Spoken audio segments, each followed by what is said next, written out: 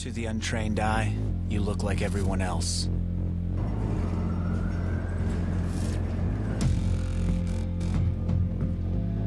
But you have another side.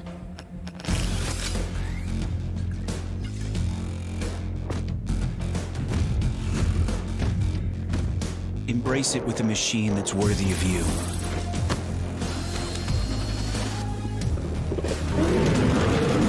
Stylish on the outside, savage on the inside. Legion by Lenovo, powered by Intel Core i7 processors.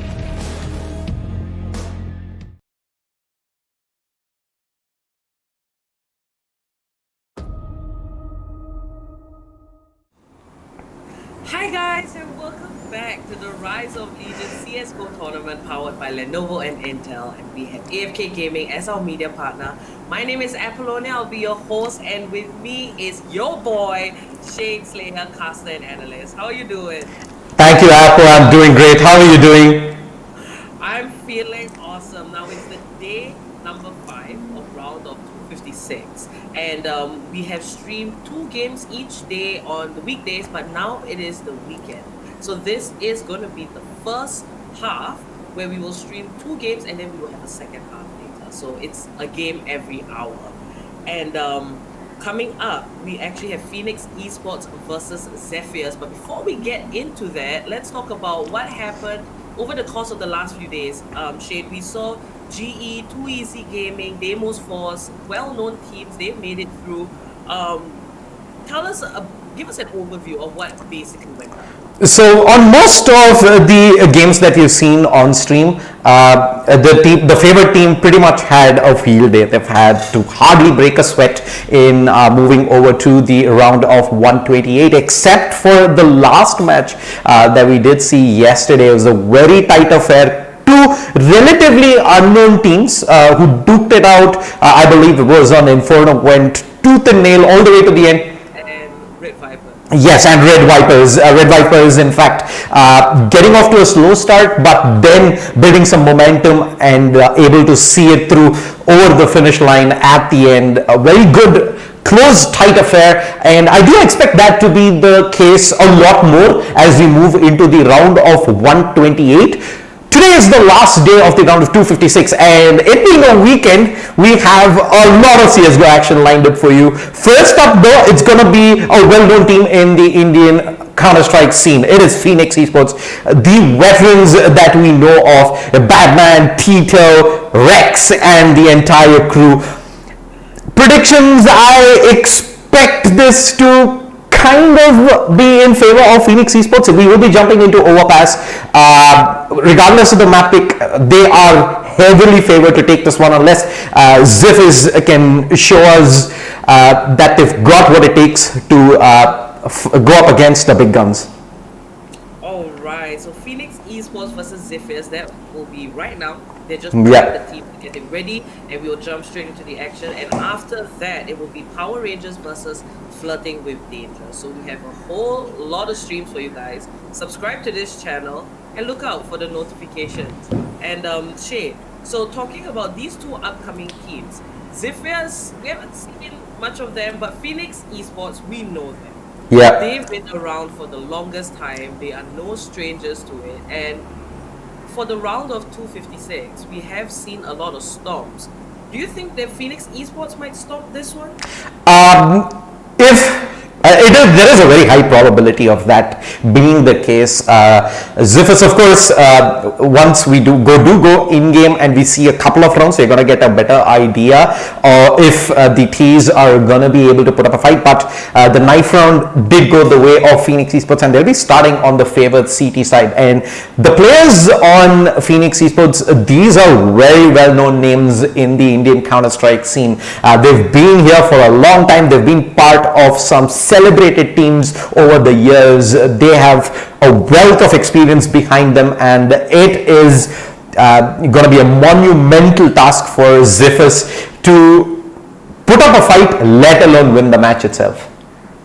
Alright, right, so let's have a quick check on the teams. What are the status? The viewers will want. Well, it is actually counting down. We have 10 seconds to go. Let's jump straight into the action. It is Phoenix Esports versus Xiphious. I'm Shades there. Joining me is OG, the lowest chicken. OG, what's up, man? How's it going? Well, I'm feeling great, Chief. Finally, we get to see something else apart from Inferno and Mirage. It's refreshing. It's refreshing, I tell you. Okay. Being aggressive, Phoenix Esports with the early information play and the yield a little bit of it. They know that Xiphious have a little bit of presence towards mid. They've been silent throughout the majority of the map. Now, Phoenix Esports have been posted up aggressive. They're trying to play the early rotation, right? They're getting information. They're trying to see if playing aggressively on one end will yield them an early pick or an early avenue to rotate, and they're playing offense. So far as Xiphious, with the very less to show, and they have a lot of map control and approaching towards the A side.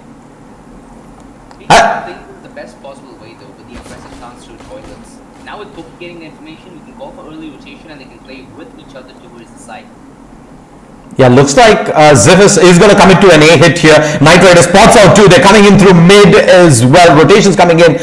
And the smoke goes down towards one. They're going to push it. And Knight Rider can't immediately find the kill here. Poki is going to get flashed. Does manage to find the first headshot. The rotations are already in. Tito going to push the smoke as Poki deletes yet another. They drop the C4. Another beautiful one tap. Stellar defense there on the A side. Xiphious, they push the smoke, don't immediately get punished, though they did get the early headshot onto Poki as well. Things did look promising, but Phoenix, they start taking those heads, there's no turning back.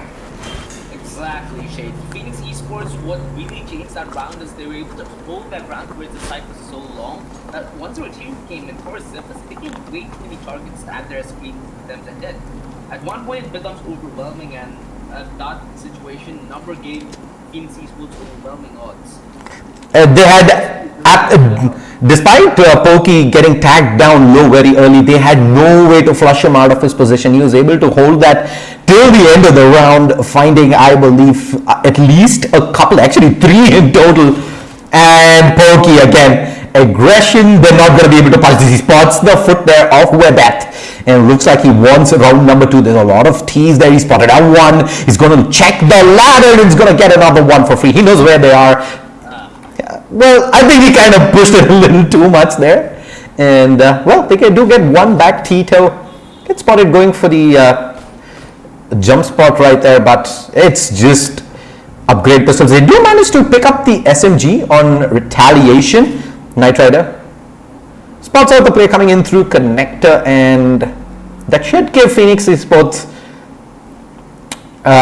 maybe an idea to shore up the A defense a wee bit. It did on the form of Tito's rotation. Now, Xiphious, all they can hope for is trying to force down a plant and maybe another player. At least by virtue of that, they could keep Phoenix Esports' economy a little more humble.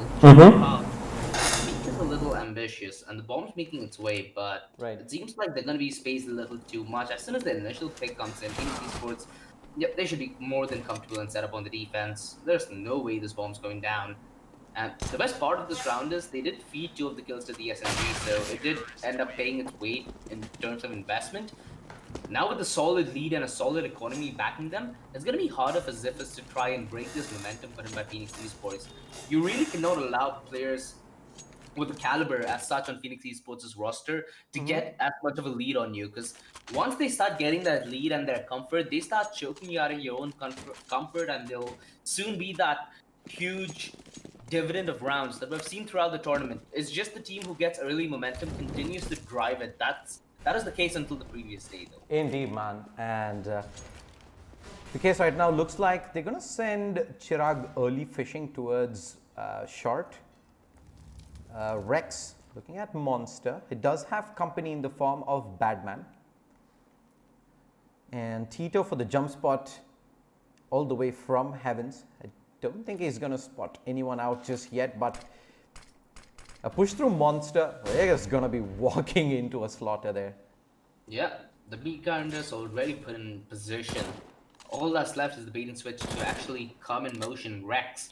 He's doing a beautiful job buying such a great bait for Batman to strike. And the problem here is it's MP9 against no armor. So they're just gonna be mowed down mercilessly. A lot of utility still left on the belt. Tito holding a very close angle. Again, not something that you'd like to do against pistols, but something unconventional to hope that the T-side won't expect. It's a very delicate defense. Tito, he gets the first, and Rex should be buying in for the bait, but Tito is more than enough to hold the push too short. Easier said than done. Phoenix Esports, they just held their ground, took the fights, and won it all out. Well, Xiphious stuck around connector for so long. Outside of connector, that is. They had no connector control, and there was Phoenix Esports were getting in the backstab there as well. So it was only a matter of time before they had to commit in through Monster as well. But Phoenix Esports, they had enough in terms of utility to ensure that Xiphious never really managed to make their way in towards the B side. And really, it's pretty easy round pickup. The guns are back out onto Xiphious. Unfortunately, they've lost a man out early here, going down to the big green from Knight Rider. Yeah, heading into this round, Xiphious had a minor advantage in terms of weaponry, but Phoenix Esports quick to nullify it courtesy of the early pick. The op on Knight Rider certainly paying the price tag as Xiphious struggle to regain control.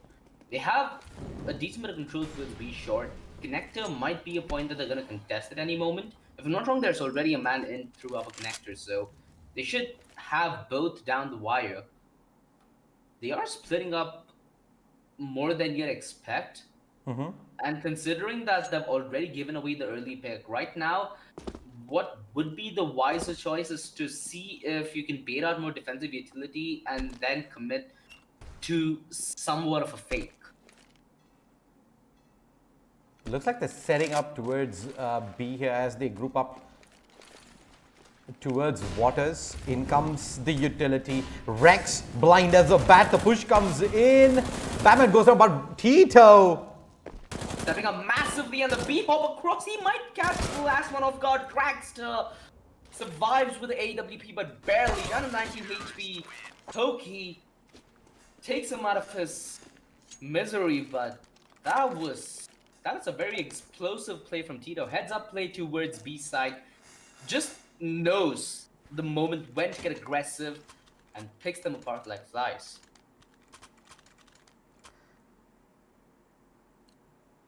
He does indeed as 4-0. Xiphious are going to force buy into this. The 4 AKs with the Mac-10. Decent bit of utility. They've played it slow over the last few rounds, but it hasn't really paid dividends. The push through Dragster.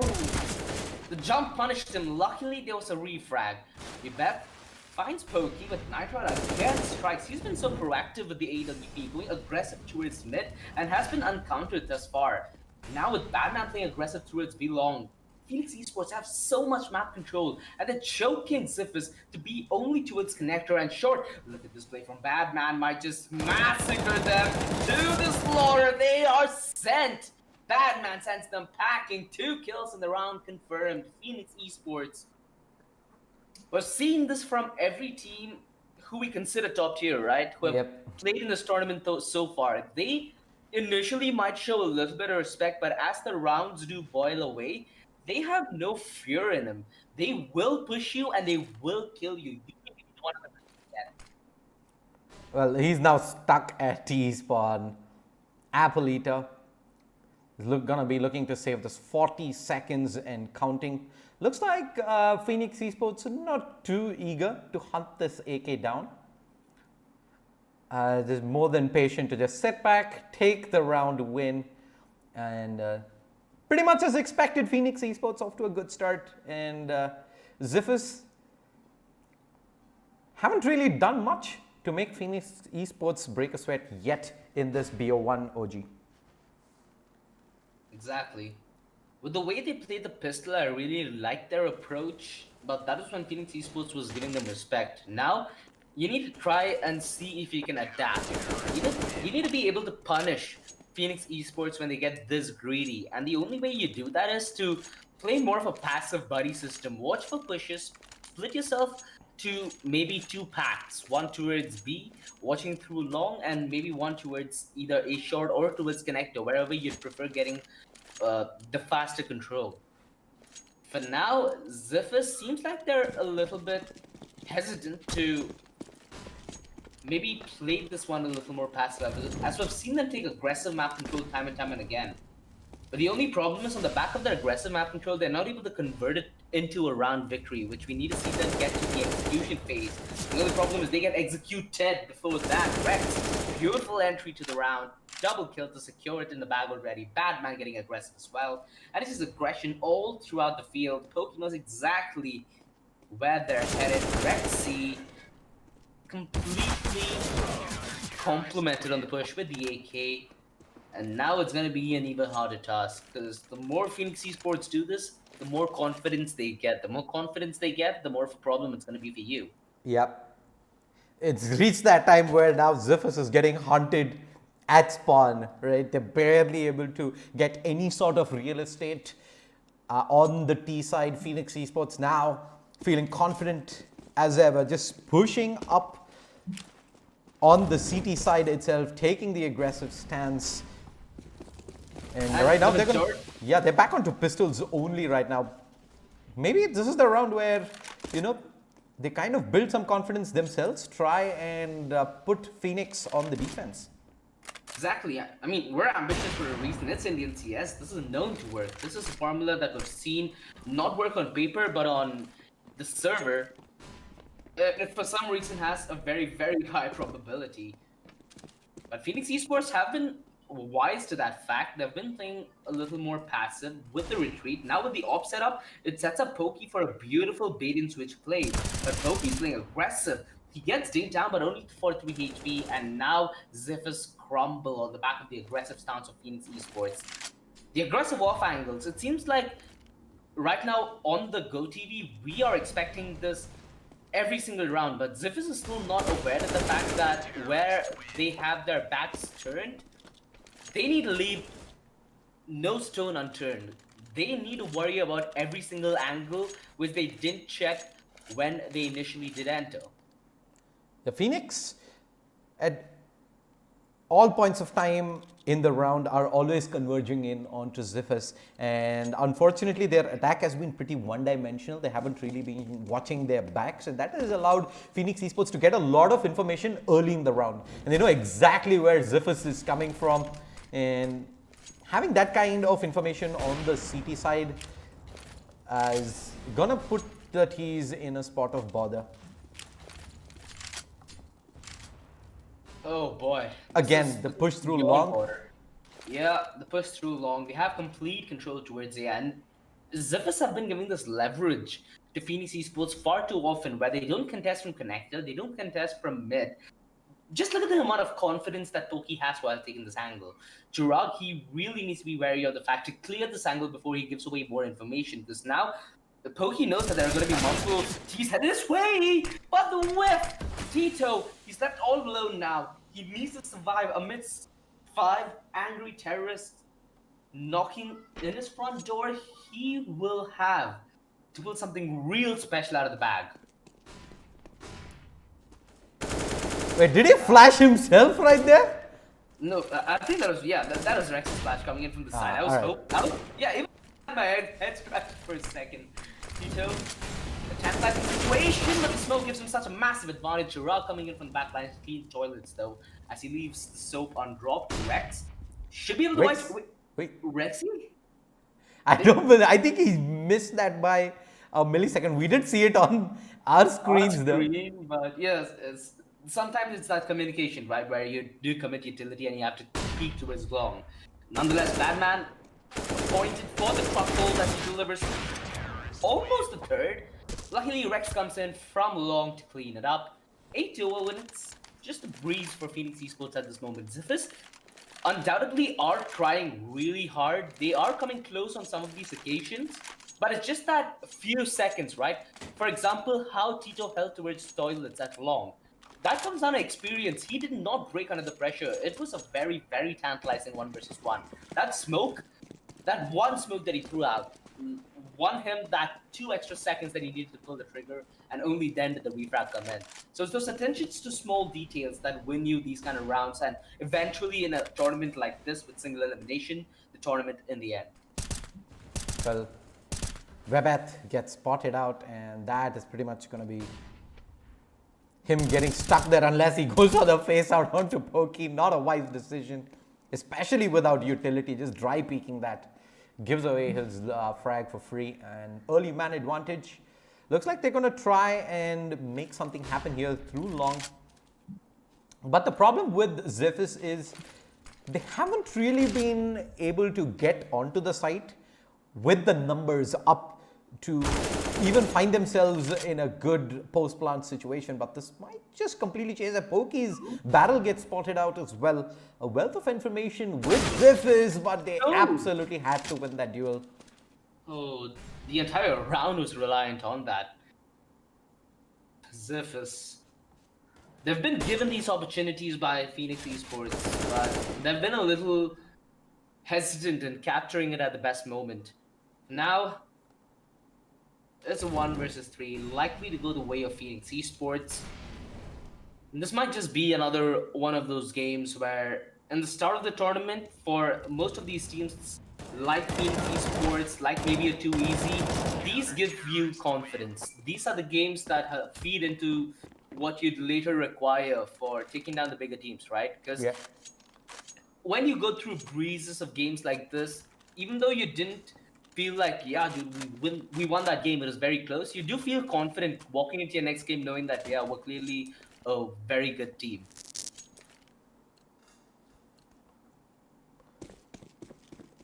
Well, it's back on to pistols here for Xiphious. The solo SMG onto retaliation. It looks like it's gonna be a quick B hit. There is a smoke and Molotov down, preventing that push from coming through. Rex with the pre-fire across. He does so much work. They were lined up for him. Didn't pull the trigger prior, but he does a lot of damage through that smoke. And now Xiphious, they're gonna choke themselves through that smoke most probably. Rexy and Tito, no mercy whatsoever. It's a slaughter, and Phoenix Esports, they're enjoying it. They like the blood, they like being fed. 10-0. And this might be yet another perfect game. If not wrong, the second 16-0 in the tournament thus far. Third on stream. If it does yeah. happen. Yep, we did have, I believe, day 2 where we did see 2 clean sweeps, but Oh yeah. yeah. It's not really something we want to keep track of, but the double up setup is something I'm interested in. Phoenix Esports, they're going to send Batman with one. And the early pick. Rex is actually just going to straight up push through towards short, get one. He's going to peek back out. Chirag goes down as well. Play from Rexy. He finally does get slain though. Beth finds the refrag with the AWP, but it's still a 2-man deficit that Phoenix Esports have to continue applying the pressure to Xiphious' throat. But now, the remainder of Xiphious is scouring towards long, where they need to find another way out and they need to find it fast. Knight Rider whiffs off a short position, discovered. Batman burning down to a crisp, actually down at 21 HP. It's possible for Xiphious to win this round, but that's a little over-ambitious. The bet, up close and personal. Knight Rider holding with a P250, guns him down like the execution that you do not want to see. Dragster left all alone in 1 versus 4. The white swing from Knight Rider with the AWP should be able to confirm this. 11-0.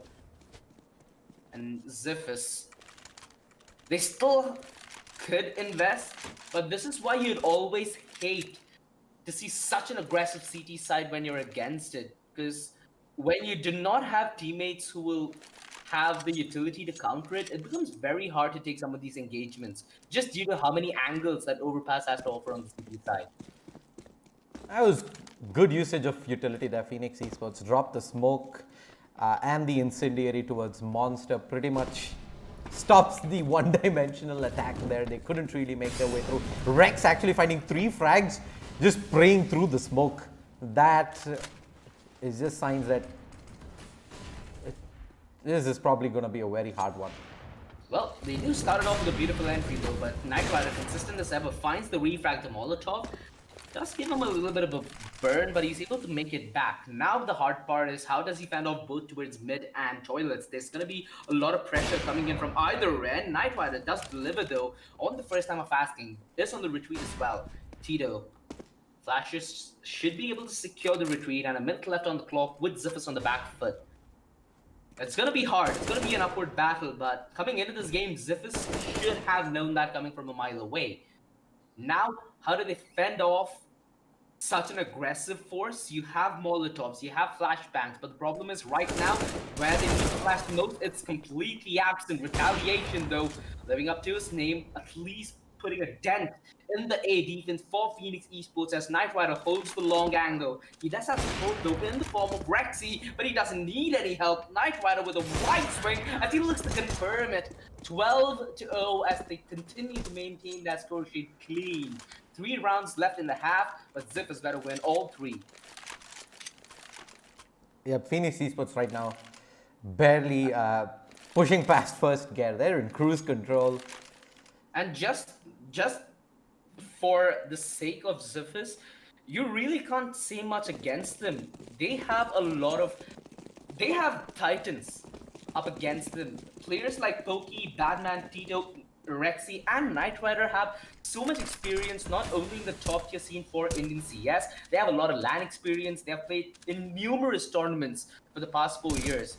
It would be unfair to say Xiphious are a bad team. They just need more time. You can see that they certainly have the aim. A lot of these rounds are coming down to a 3 versus 4, a 2 versus 3 situations, which the T side do have the opportunity to win. It's just that experience, right, that Phoenix Esports have as a consistent bed to get all these rounds under their belt. Xiphious, all they need is time. Time would be their best friend, and considering that they've already played against Phoenix Esports, who knows? 6 months down the road, they could be a completely different horse. Yep. But today it is Phoenix Esports all the way as last man alive. Apple Eater, just the Deagle in hand. He does have 1 flash and 1 Molotov. Don't think it's going to be enough to even get a bomb plant on the A side. I do have Knight Rider back towards toilets, and it should be a matter of seconds before he finds yet another. His op has been on point. 16 frags thus far, 13-0. Yeah, Knight Rider is one of those more consistent operators where you'd see other operators try to improve in their style of opping, where you'd see more of mechanical reflexes, right? Knight Rider is a more consistent operator where he'd use more of his mind to know where they're coming and not have that X factor of the flick not landing by any chance. He's a very consistent operator, and that's something beautiful to see. But I believe we are going to see another fast play towards B. And he does make his retreat, but the aggressive stance through short. Wait, okay, for a second I thought that was... Wait, was that a team kill? No, that's a team flash. My bad. Nonetheless, it is down to a 2 versus 3 with both the ops standing, and to route down a 1 HP, the nade finishes things off. Bad man. As comfortable as ever. The B defense looks so relaxed. Mind you, it was a full buy rush to the B side, and Phoenix Esports, it just looked like they had ice in their veins. Yep. Every single time the counter utility from Phoenix is just too much for Xiphious to deal with. First time it was the smoke Molotov, this time it's the smoke nades raining down. Not to mention Phoenix Esports almost always find damage through the smoke as well. Yeah, Knight Rider again going to contest into its connector, but this time he's playing very aggressive. The deep Molotov into the smoke towards mid. It just chokes Xiphious out of so much map control that they initially did try to take, and Pokey, beautiful job on the re-aggressive stance, completely makes the A defense fall flat. Knight Rider comfortably relaxed at the party, having a party of his own with the op, netting themselves to easy frags in the bag. It's all after retaliation on 60 HP, but Pokey should be able to confirm the half clean. 15-0, tap, tap, tap, tap. and that is Xiphious tapping against a perfect loss. Well, they do have a chance at redemption here in the Pistols. I think Pistols are their absolute best chance of ensuring that they do manage to get at least a round on the board here. Phoenix starting off on the T side. 2 flashes, 1 smoke. Well, CTs actually have no okay, they do have 2 flashes have, on yeah. Chirag. Alright. and a Xiphious kit, so they can afford to play time as well. But I don't think Phoenix Esports are going to give that much time. They're just going to have a blatant E-rush. Tito with a lot of utility. So that flag should be able to come in, but the initial flag comes in for Xiphious though. Dragster to start things off weak, but doesn't seem like Phoenix Esports are going to lose any momentum. That guy, ooh, BC Sado Kian, good so far. Knight Rider blocking it away. Down 1 versus 2. Yeah, it is going to be very hard for Knight Rider. There you go. We did expect the pistol to be the best chance for Xiphious, and that is indeed going to be the case, OG. They get their first round on the board, at least ensuring that they don't get clean swept, but... Hey, at this stage, you'd like that, don't you? I mean, Have at Xiphious least 1 round to show. Xiphious will take that as a win in Yeah. their books, especially after how the entire half turned out. They're going to be pretty happy with that, but looks like it's going to be another quick B-rush. Not sure if they're going to be ready this time around though. 2 flashbangs completely blind the CTs. They're out of position. Knight Rider picks up 2 and the 3rd, and that is it. Goodbye, good night.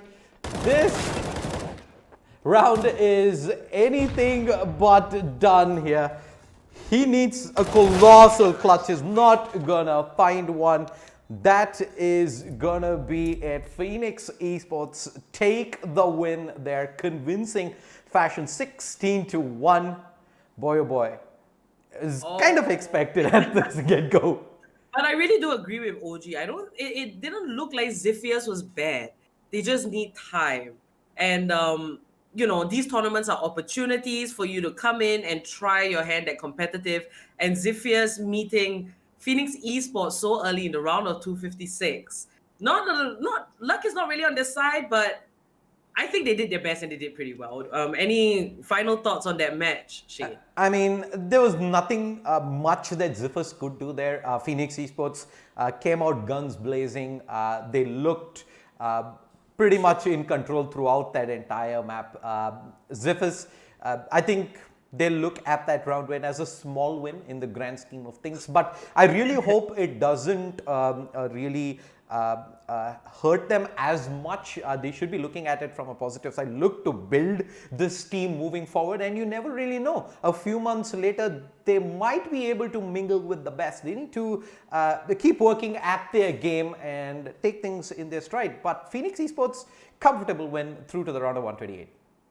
All right, perfect. So guys, this is the Rise of Legion CSGO tournament powered by Lenovo and Intel. AFK Gaming is our media partner, and that is the end of game number 1, sorry. Congratulations to Phoenix Esports, and we will prep and be back with game number 2, which will be Power Rangers versus Flirting with Danger. So don't go anywhere, subscribe to this channel, and we'll be back very shortly. To the untrained eye, you look like everyone else.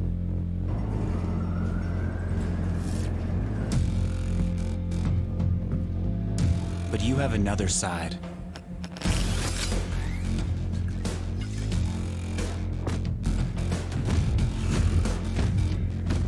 Embrace it with a machine that's worthy of you.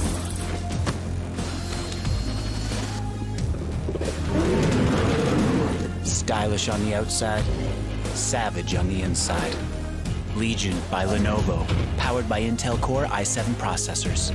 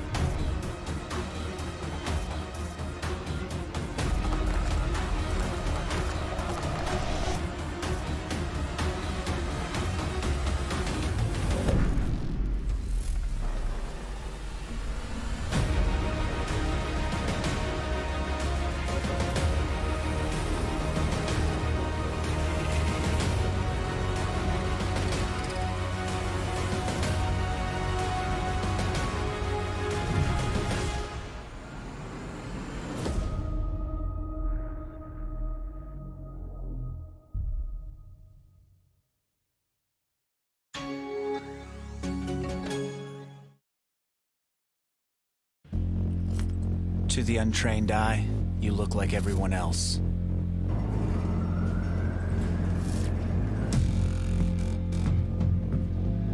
But you have another side.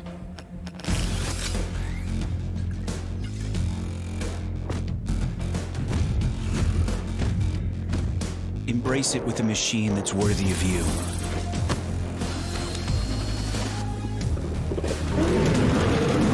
Stylish on the outside, savage on the inside.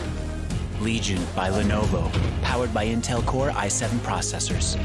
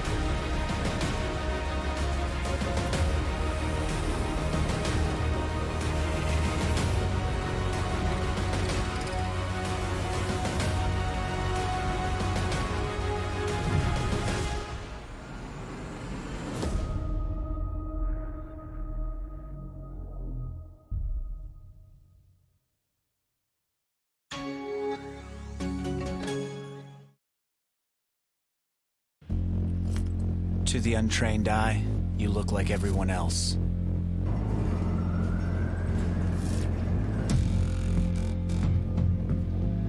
But you have another side.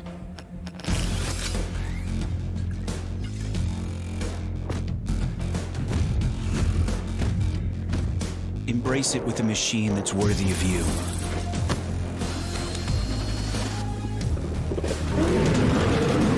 Stylish on the outside, savage on the inside. Legion by Lenovo, powered by Intel Core i7 processors.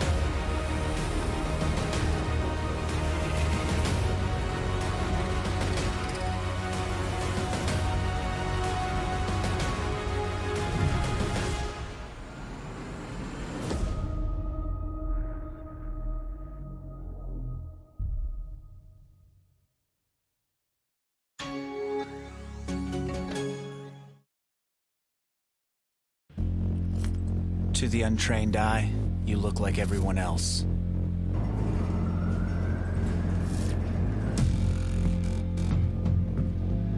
But you have another side.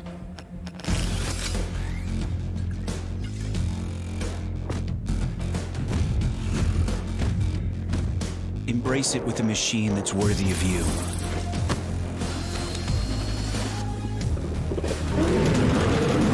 Stylish on the outside, savage on the inside.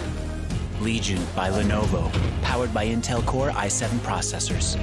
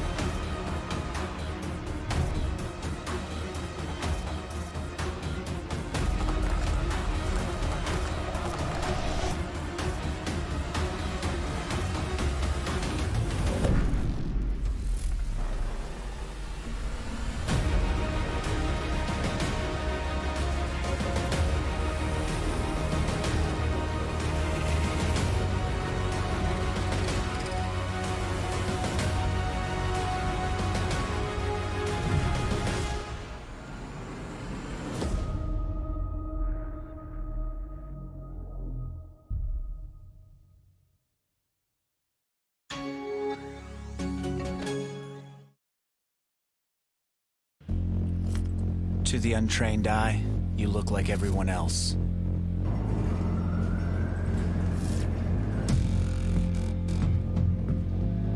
But you have another side.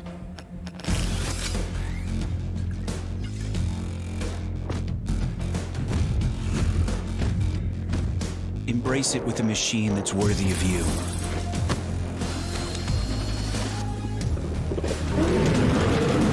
Stylish on the outside, savage on the inside.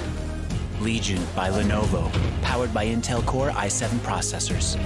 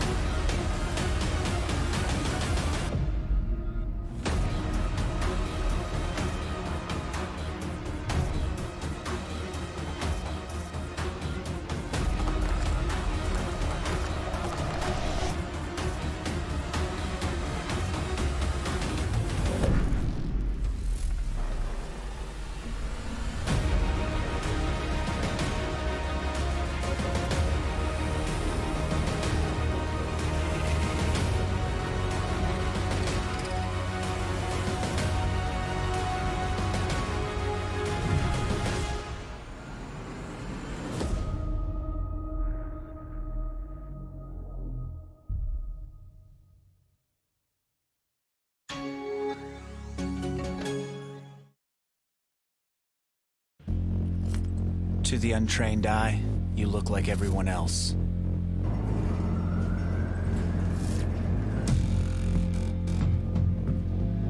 But you have another side.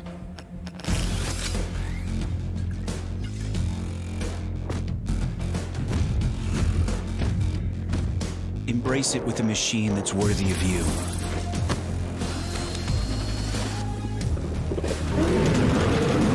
Stylish on the outside, savage on the inside.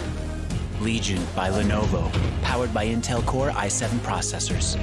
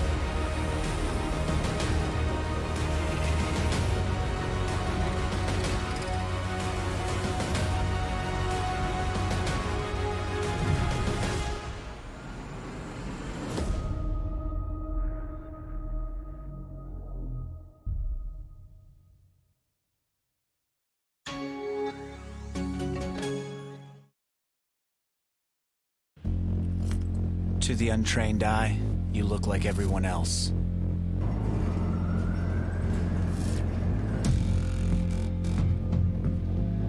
But you have another side.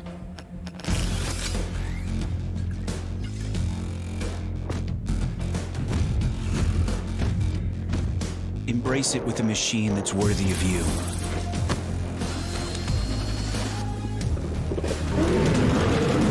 Stylish on the outside, savage on the inside.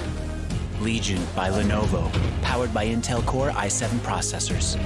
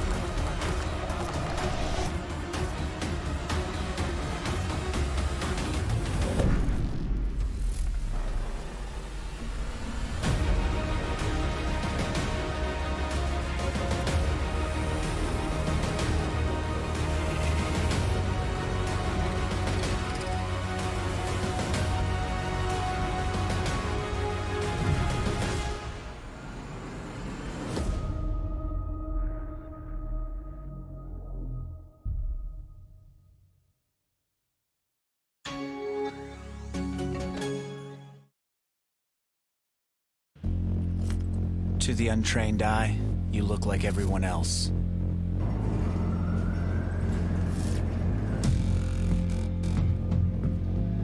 But you have another side.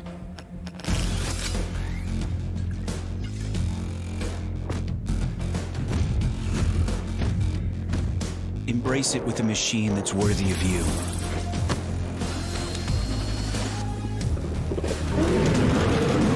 Stylish on the outside, savage on the inside. Legion by Lenovo, powered by Intel Core i7 processors.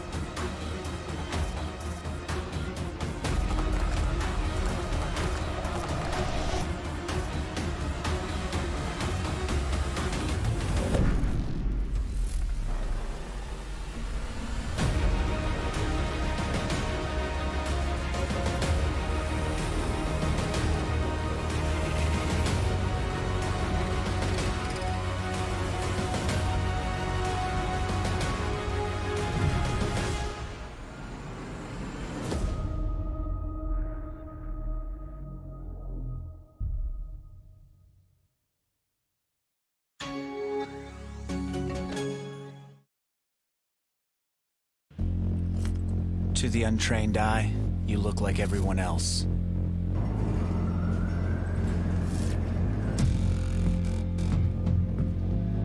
But you have another side.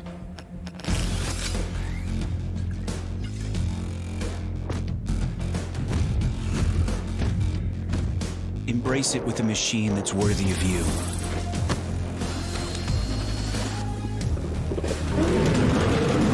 Stylish on the outside, savage on the inside. Legion by Lenovo, powered by Intel Core i7 processors.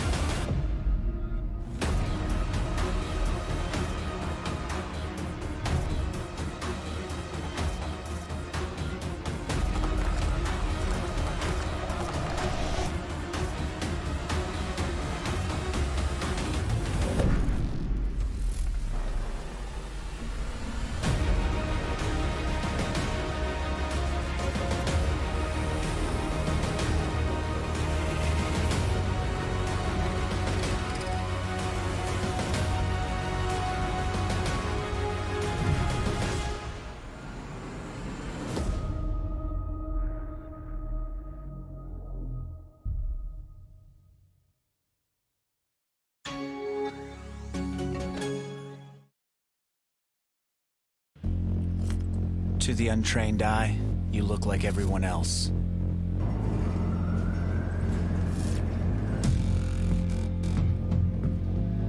But you have another side.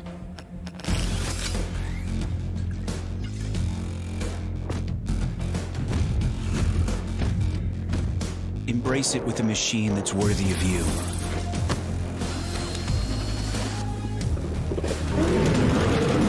Stylish on the outside, savage on the inside. Legion by Lenovo, powered by Intel Core i7 processors.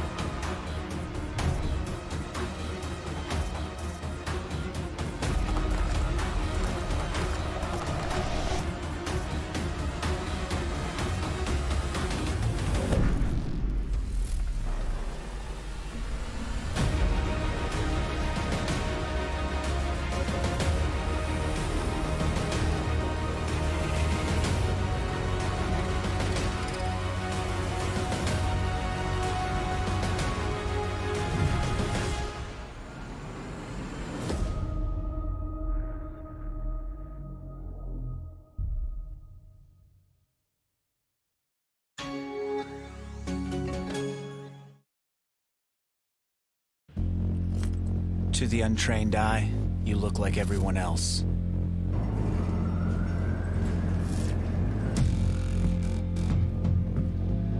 But you have another side.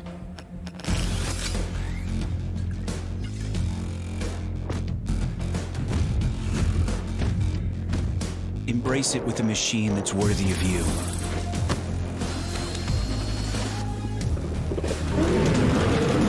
Stylish on the outside, savage on the inside.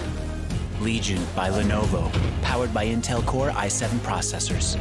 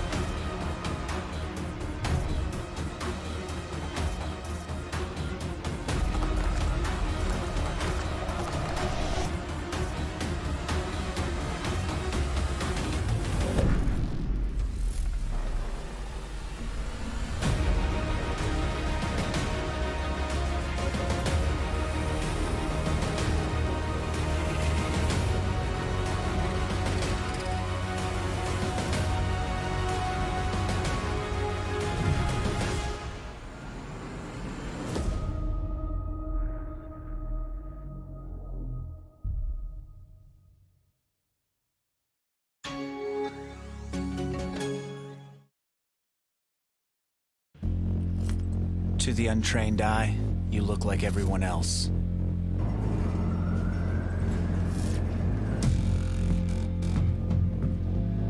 But you have another side.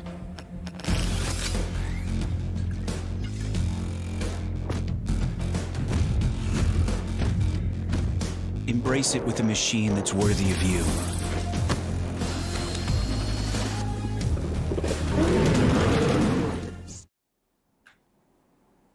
Hi guys, and welcome back to the Rise of Legion CSGO tournament powered by Lenovo and Intel, and we have AFK Gaming as our media partner. We are back once again. It's me and Shade, and sorry for the long wait, but we're pretty much back with game number 2. It's going to be ready. So before we left for the break, we saw Phoenix Esports completely dominate, right, Shade? Yeah, they were off to a very hot start and did look like it was going to be a clean sweep at one point of time, but at the end they did lose the pistol round in the second half, but regardless, overall pretty comfortable round of 256 win, and this time around we're going to be going into G2W versus GODOF. We are going into Mirage, another popular map pick, map that most teams are very comfortable playing on. Let's see how this turns out. All right. The first game we had, it was Overpass. We don't see that very often, but like you mentioned, Mirage is the go-to, and if it's not Mirage, it's going to be Inferno, right? Yeah. So G2W and GODOF, have you seen any of these teams before? So do you know what is there to be expected? What are your predictions? Looking at the names, I really haven't seen any of these players so far. So it's going to be, I hope it's going to be a very even game. We did see that yesterday as well in the second matchup, where many a times when it is unknown teams who go up who are almost equally skilled, it always makes for a very tight contest, a lot of fights being taken, a lot of close fights as well, close rounds, and I hope this is going to be one of them, with this being the final day of the round of 256. All right, so guys, we have 4 games for you. This is the second one, and because it's the weekend, we stream 4. On the weekdays, we stream 2. So, and by the way, sorry to stop you there. Yeah, we're ready to jump straight into the game. So without further ado, let's jump into it. G2W versus GODOF. We're in the pistol round. I'm Shea. Joining me is OG. OG, take it away. Well, a Like you, I'm not really sure of these players, but I'm sure it's going to be an A hit and GODOF. They've been real fast about it. Quick flank from under stairs as we get both the series completely unaware and the A side just crumbles. Down at 2 versus 5, already looking bleak. Even does get a kill in through CT, and if he would have gotten the secondary frag, this would have been a doable 2 versus 2. Rather, it's guy left in a 1 versus 3, which really is not winnable. Rushing him down with the Glocks, and this should be done and dusted. 1-0, got off. A quick rush towards A. That's all that they needed to win the round. Yep, quick push to A. They win the initial couple of duels, get into a good post plant, and the CTs not able to win their initial duels cost them hard. Their T's off to a strong start, and we see a Bison on Scorpio. Thoughts, OG? Well, PP time, boys. PP time. It's been a while since you've seen any kind of Bison action in an actual tournament. But the recent patch did make it a little more viable. Let's see if it's viable enough for a purchase. The Mac 10 drive-by. Bye-bye to the defense paradise. Quick to clear back as well. And got off. They're in what you'd call bliss right now. They have farmed up all the money back with the SMGs. And they don't lose any more men. This will be a real good round. But this just turned on its tail. G2W, they did a real good job at one thing. That is taking down numbers and making sure GODOF reinvest the money they just earned. And Scorpio instantly reinvests back into a PP Bison. Oh, nice. Let's go, boys. I love this. I love the confidence. Of PP Bisons, I am going to be a fan of Scorpio. And I'm talking about the player, not the card. And let's talk a little bit about the Bison. It's not a weapon that you ideally want to have. Even if it is an SMG, you would rather have an inferior SMG and hang on to the money than go for the Bison. But here's Scorpio. I think is Wait, what? Oh damn. Yeah, he knows it as well. He's like, guys, I think jungle is not gonna be smoked. We need to be a little slow on the hit, or we can just, take the U-turn back because he does have the PP and he can go a long way. The close angle help with the AUG, good for the first, and they're just gonna keep playing off each other. But the MP9 is not really good at that range. Finally, trifecta and the long range spray, but he has no armor. The spray still comes in though, and there's nobody from GODOF to contest. Ava's coming in from Connector, and mind you, Nubita has been tagged down at 23 HP. The spam, it doesn't kill him. Luckily, Raged Guy comes in swooping from CT, and Ava cleans up the final one to its firebox. G2W, make it past this PP Bison push. But you gotta question it, Shade. Why buy the PP Bison in this round?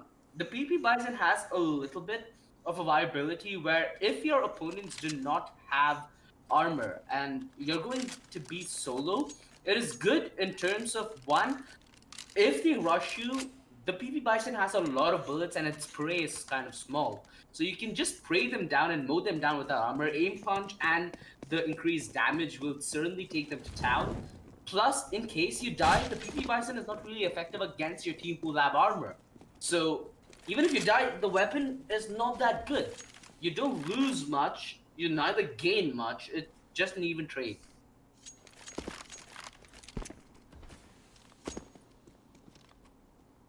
Well, Unless, right now, they looks like they're setting up for a B hit here. They're setting up with the utility, charging through.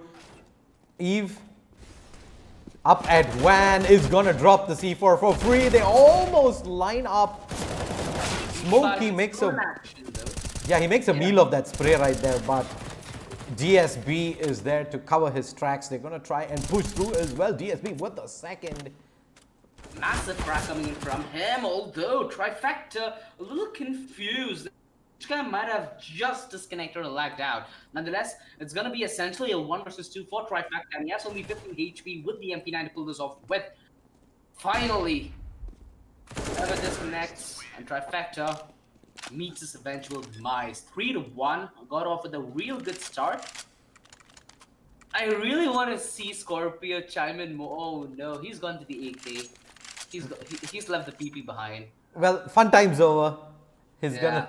They're gonna try hard with this now. GODOF. They pretty much got offered that round right there, thanks to the disconnect. Else, the retake would have had a lot more meat behind it, but eventually ends up being a 1v2, and G2W unfortunately able to hold on to the round right there. GODOF back onto AK's Paradise. I have $5,600. Let's see if he decides to go with the op here.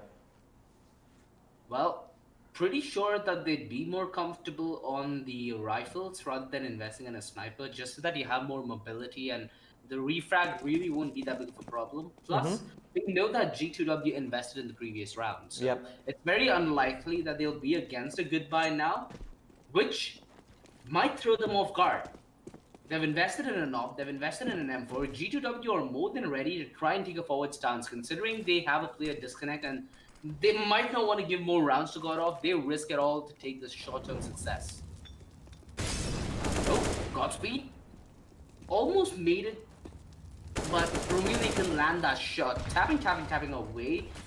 He does a decent bit of damage and he's deterring anyone from the peak towards mid, which will give GODOF a clear passage through B short. But they're taking their sweet and merry time with this, clearing both connector and sniper nest, making sure that there ain't going to be any quick flanks headed their way. Paradise.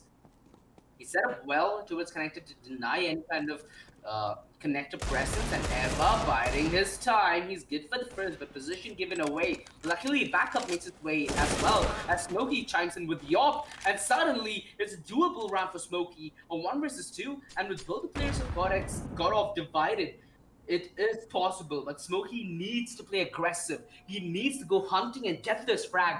Paradise is going to make his way, spots the back. They know exactly where he's coming from. Smokey plans to stellar shots. The flick comes in, but the P2000 finishes off instead. 4-3 maybe if Paradise was visible on my screen. Nonetheless, he claims the final frag and claims the 4th round for GODOF. Team G2W. Now comes the hard part. What do? Do you eco give away another round? It's anyway a 4 versus 5. Rather play it slow. Try going for picks maybe. But the reinvestment continues. I'm surprised that he actually went for the duel once he finishes the plant right there. They knew exactly where the CT was coming from. The flank was in place. That shouldn't have come down to a 1v1. But yep, lucky that they managed to get the instant refrag back out. Smokey misses the first opportunity. That's going to be curtains. Yeah, he has no cover essentially, no man's land there. Ends up going down, GODOF again, consistently posting a lot of presence towards mid. It's keeping G2W on their feet and not comfortable regardless where they stay in the map. Oh no, he knows. He's gonna play around with this information. The A side's completely vacant as well. G2W, if the plan goes down, they'd probably be on the safe considering Trifecta has invested and Rage guy just reconnected, but this all going to be on the track with the ump. The bomb goes down as well. He could potentially go down and pick up an AK, but he needs Trifecta's immediate support. The presence in from connector, and you really can't contest this. The flying PP buys it. Hello, here comes the return, but the bomb could have been dropped though. Down at 30 HP, but Scorpio is making a run for his money. No peek coming in from Eva, which could have costed them a lot, because that's the bomb in transition through connector, and I'm not really sure why. There we go, finally makes a run for it. Trifecta close to a connector, but Godspeed. Wait, it's actually Scorpion. Oh, no, Scorpio! You're winning! The PP buys him. It's all on Eva. Paradise is down to 3 HP, but the op from Nubita should be trained to deny any kind of passage through the site. Eva, the gun barrel scene. Ooh, that could have been a missed shot. He's just trying his best to bait out a reaction, and beautifully done. Nubita lets go of the angle. No utility though. Ava needs to be quick about how she approaches this. The angle held the op. The best weapon for this situation. 5-1 GODOF. It came down to the wire, and now G2W had the 5th man in the server. Now comes a real game.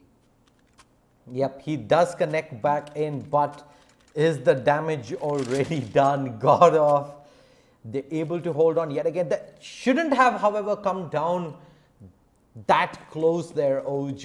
A couple of slip-ups post-plant. They give the individual duels peeking wide out into the open. Despite being low HP, Paradise shouldn't really have offered that duel in the first place.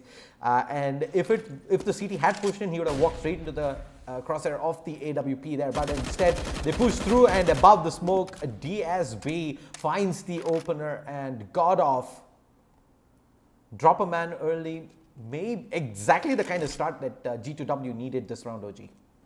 Exactly. I'm not really sure why God of Speed did not clear towards connector, but it seems like the early frag goes the way of the CT side, and we've seen a lot of fast plays made by God of. They're trying to slow down their pace here, but the problem is that's costing them. Finally, somebody replies. Nubitha is the first one to strike anything in this round for God of.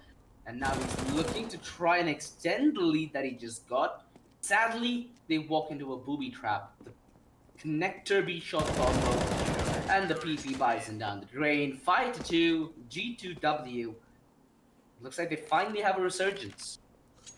And I'd say that was more down to GODOF going for a pretty unconventional play right there. It was pretty uncharacteristic of them to... especially the initial couple of duels taken, they pretty much ran out, decided to take duels out in the open without any chance of a counter frag, and yikes, that pretty much was, I'd say, a throwaway round coming in from the T's. Hopefully they're able to regroup back and make something of this round, because they don't really have too much in terms of buy here, but the pistol's still going to work there. They're able to recover the AK. Backstab coming in, DSB, that was a big fight to win.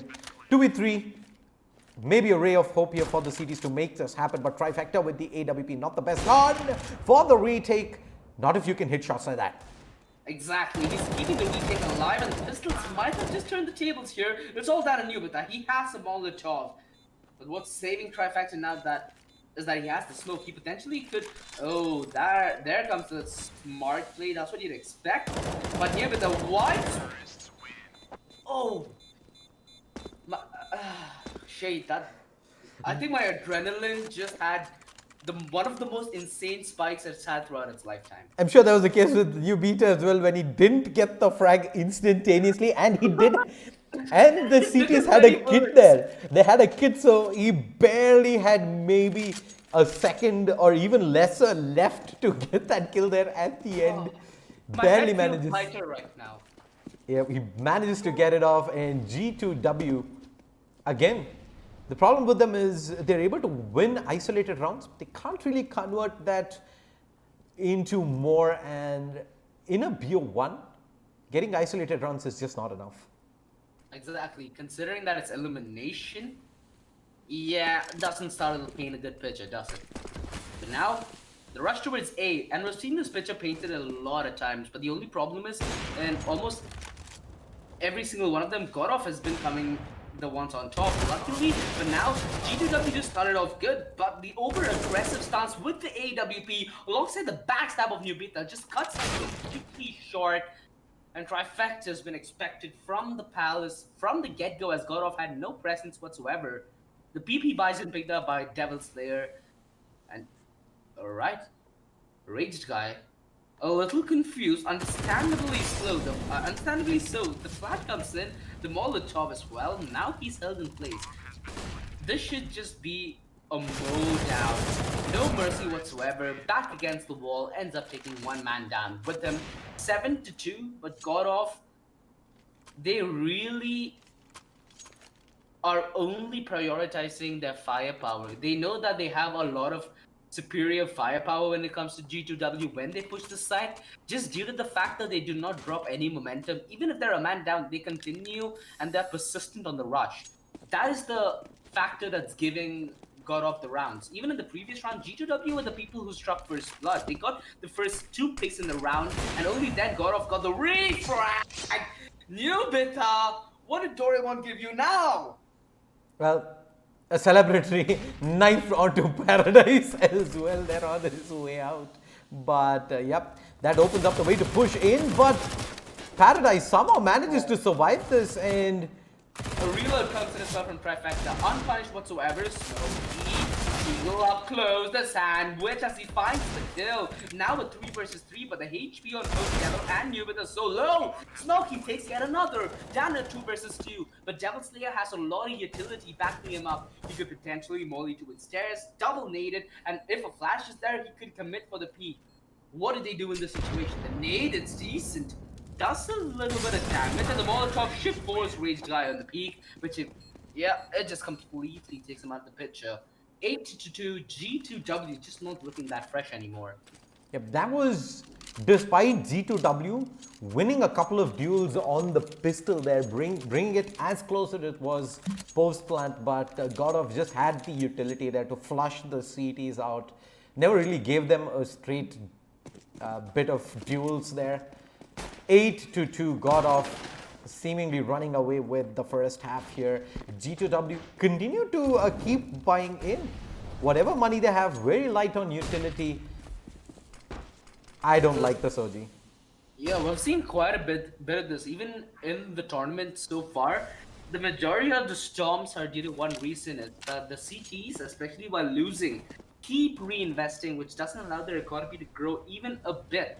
Now with the peek through B short, they will have information, alright. Smokey just can see control though, and the wide swing does punish him both through mid and short. Sadly, they've lost every single duel, even after getting the first one in the bag. It's all left on a trifecta and Ava, and they're on polar opposites of the map. It's going to be individual brilliance from one of these coming in if Team G2W need to win the round, and Ava's already whipped a massive one. God, all punish and they deny. Trifecta left to his lonesome, and he better be on the save as GODOF just touched closer and closer to the double digits.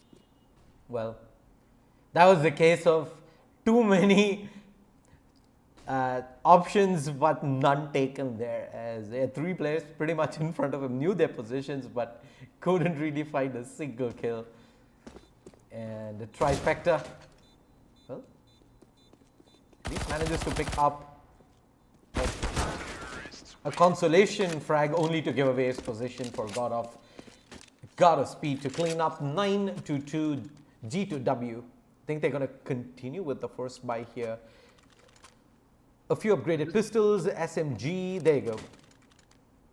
This does seem to be quite the storm, but the one thing that's got me a little worried is GODOF, they're doing good in this game, but I don't see them passing far beyond this next bracket stage, just due to the fact that even against a team like G2W, who have not been having what you'd consider a solid economy, a lot of utility backing them, or even that buddy system in play, they seem to be struggling in a couple of these rounds. There's a lot of turbulence, even though this does look, in theory, as clean sailing as it could get.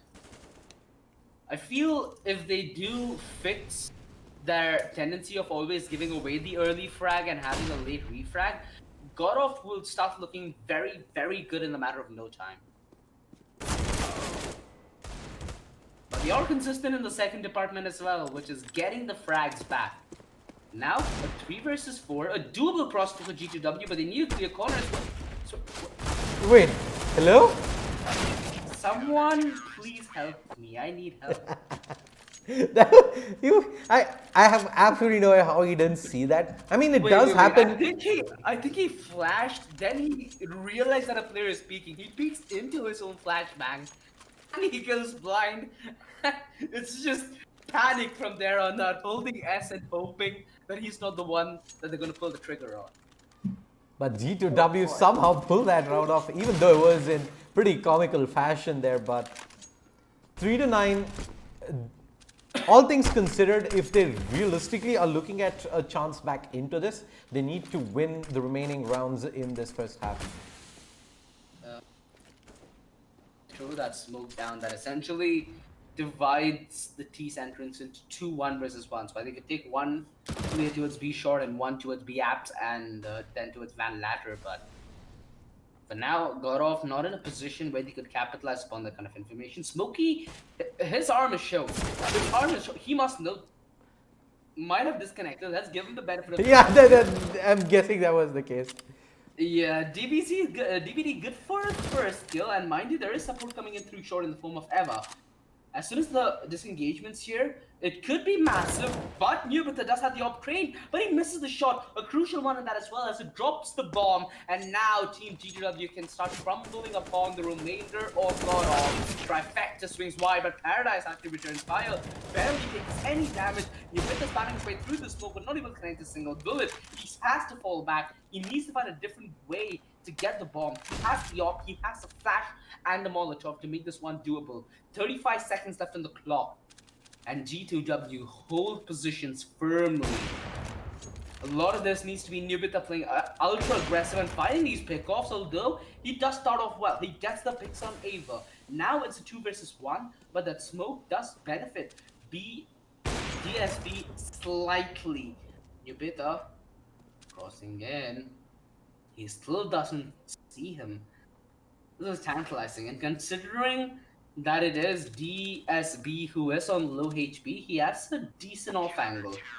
The time is ticked fairly low, and not only G2W won that round on the back of nothing, they also managed to keep 2 guns up, which means they need less money to reinvest.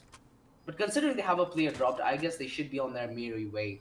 Because GODOF will surely have enough money to force out a buy that is formidable, at the least. Yeah, CT is going to call the timeout, but GODOF, they dropped the C4 in the worst possible spot right there. G2W had the 2 remaining CTs all over it, and unfortunately the one remaining player from GODOF couldn't really do much in that situation. Time against him as well. Instead decides to hold on to the weapon, which gives them a much better chance in this round. Alright, they have the reconnect back in, but for the T's, Paradise will have to probably make do with just the Tech-9. 2 Galils on Devil Slayer and Scorpio. Decent bit of utility. It's going to be probably just flashbangs to work with, so unless they find some early opening duels, I believe this is flat out going to be a rush from the T's. At least now G2W have a good chance to not only come back in this round, but come back in this game as well, where they could post a 9-6 scoreline. Something that is at least a little comforting, right, entering the second half. Even if you do lose the pistol, you might be a little behind in terms of the score, but you can certainly make it back. You have some sense of security. But now, it doesn't seem like it's off to a good start for GODOF as G2W initially get the pick. But this is what we've seen GODOF do throughout the entire half. Lose the first man, but get every single engagement down the path from thereafter. GODOF speed. Ooh, the spam could have taken him down, but on 19 HP, DSB survives. He needs to play a little more passive now. Potentially could grab onto the the scout of Smokey and see if he can play around with the fast movement on low HP. But that doesn't seem to be the case. Gonna play into it sandwich. Again, a position you would check if you are splitting A from mid, which seems to be the case right now with the bomb making its way up connector. The flash is decent, but also blind trifecta in the process. Hence, he loses that window of opportunity he just gained. The bomb still in questionable minds, although the deny comes in at the nick of time. There was 3 versus 3, and they still have a little control towards side. Smokey chiming in with the tag and the bag. He knows there's gonna be a play close. Scorpio! He lets go! And now Nubita with the 1 versus 2. He's good and composed to the first, but Rage guys coming in through jungle. Is Nubita gonna be ready? He's forcing the issue, but the headshot comes in return. 9-5, G2W. Stay alive and get a free off as well. That was as messy as it gets. GODOF, they get the entry on towards the A side, do not check a couple of corners there, and the CT sitting in sandwich gets a free pick off onto the C4 carrier there. Pretty much throwing the round away for the T's as G2W. Couple of scrappy rounds picked up, but in a BO1, in a scrappy game, that is what it takes to try and turn the tides of BO1 eventually, OG. Exactly.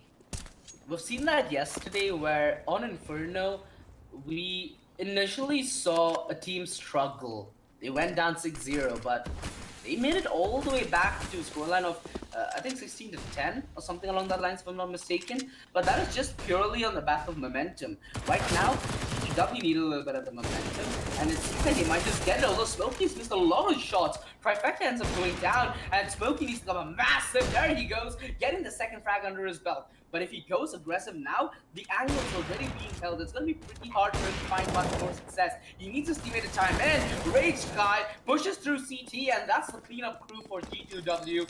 In response, 9-6, they salvage the half and potentially the game as well. Yep, what was it? 4 consecutive rounds on the trot.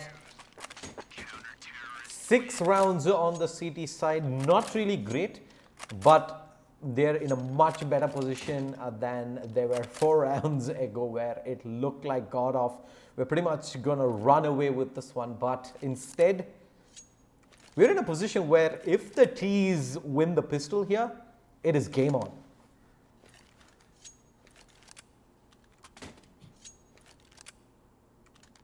Nine to 6.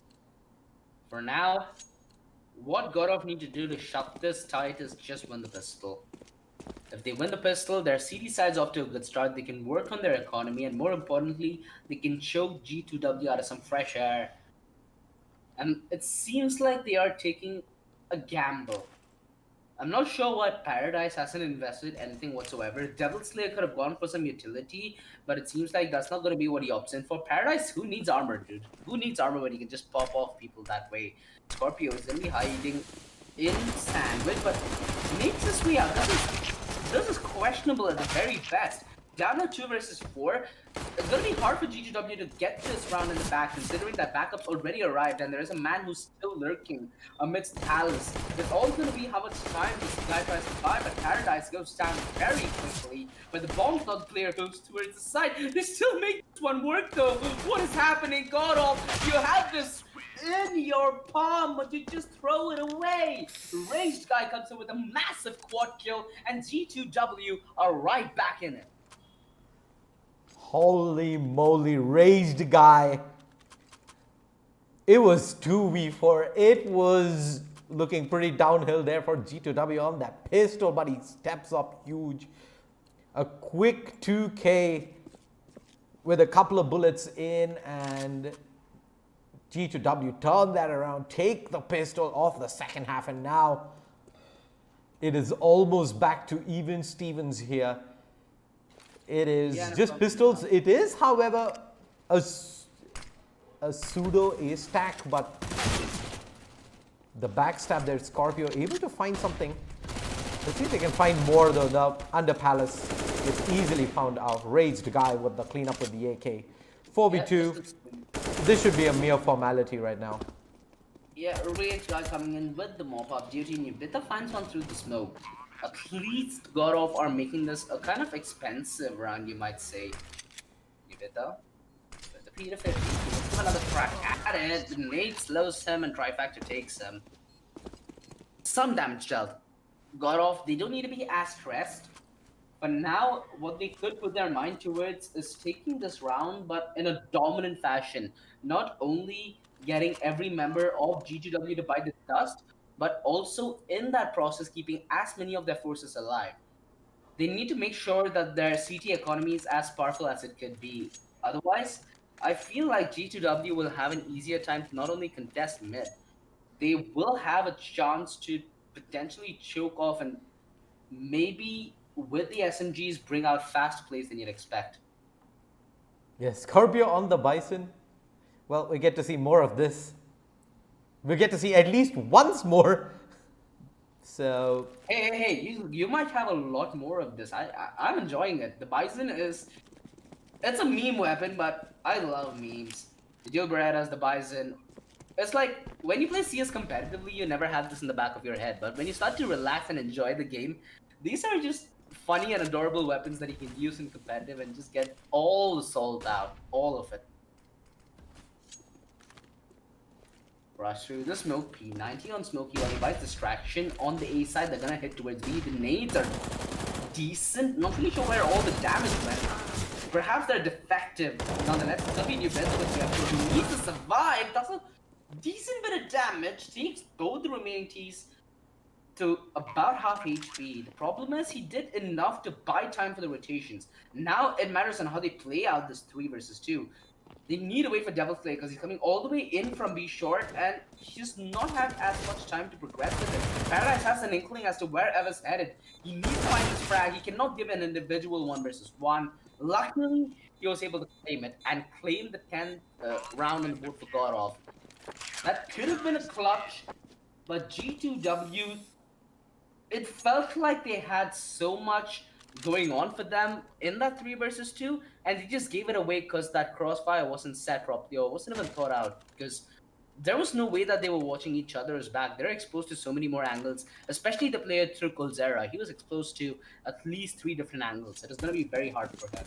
And if they did set up post plant aggressively, That could have been an easy yeah, one. because GODOF had one player who was rotating very late, right? So that was the numbers advantage in favor of G2W right there. But instead, they set up to play a lot more passive there at the end, and on the retake, the CTs even managed to spot the gun barrel out of one of the T's there post plant, giving them a free frag on that SMG. 10-8, double digits for GODOF. Guns, not really ideal for G2W, neither is the utility, but I think if they can find a couple of duels like they just did, Not the really sure defense- what Scorpio is just running into them. He has a PP Bison, sure. He may be in effective position, not only the effective range. Nonetheless, the man disadvantage on the retake. Team G2W, they've not been aggressive about their post plan. They've been a little more conservative than you'd approach. Smokey has missed a lot of shots, and that's given so much room for GODOF to work. They've been so good at pushing and pressing the attack, not losing any momentum. A 2 versus 3 now. It's all going to be on Rage Guy denied the plan, and he needs to be alive! Second frag's a beauty! It's all left on GODOF speed, and he needs to be quick about this. Sadly, he is simply outdueled. Yep, leaving the T there in Palace and the distraction coming in from A main with that AWP. They played that switch in bait perfectly, allowing the player from Palace to come out, take the diffuser down, +1 there, bring it to a 1v2 for GODOF to find the diffuse in 9-10. Been a pretty back and forth game. This one, neither of the teams really able to push away with the lead that they've had. At this point, it's just them trading blows at each other, right? Initially, there was a problem for G2W where they were not able to string a few rounds together. The few rounds that they even did have initially through the half were all won out just due to circumstance. It's only towards the end where they found consistency and stability. I feel like it's going to be a little similar on the T side, where now they've strung a few rounds together. They could get more.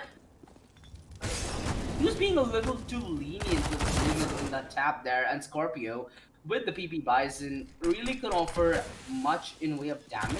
Paradise, deny is good, spam is decent. Sadly, did not account for the numbers on the side of G2W. It's all up on a near bit. What? Did he get them lined up? He got the What? 2 kills. Offered Tap, for tap, free.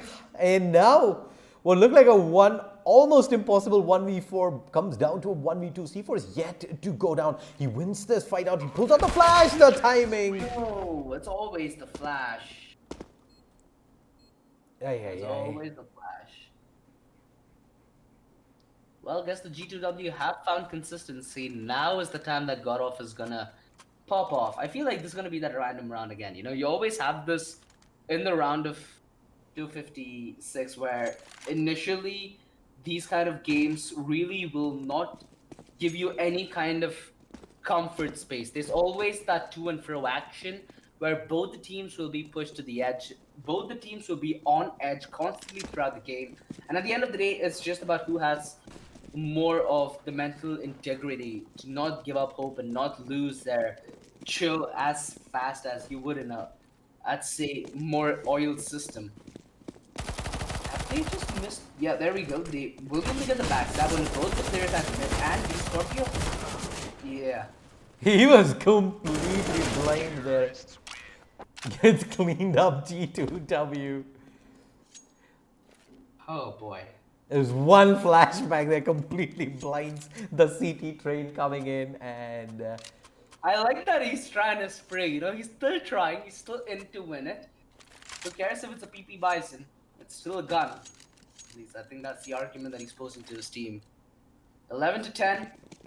G2W now claim the lead and they have an AWP. We might finally see an eye to eye. I'm not really sure if Nubita is going to be in a position where he'd offer such an engagement. Considering there are going to be 3 players playing towards A, he should most probably rotate in through CT.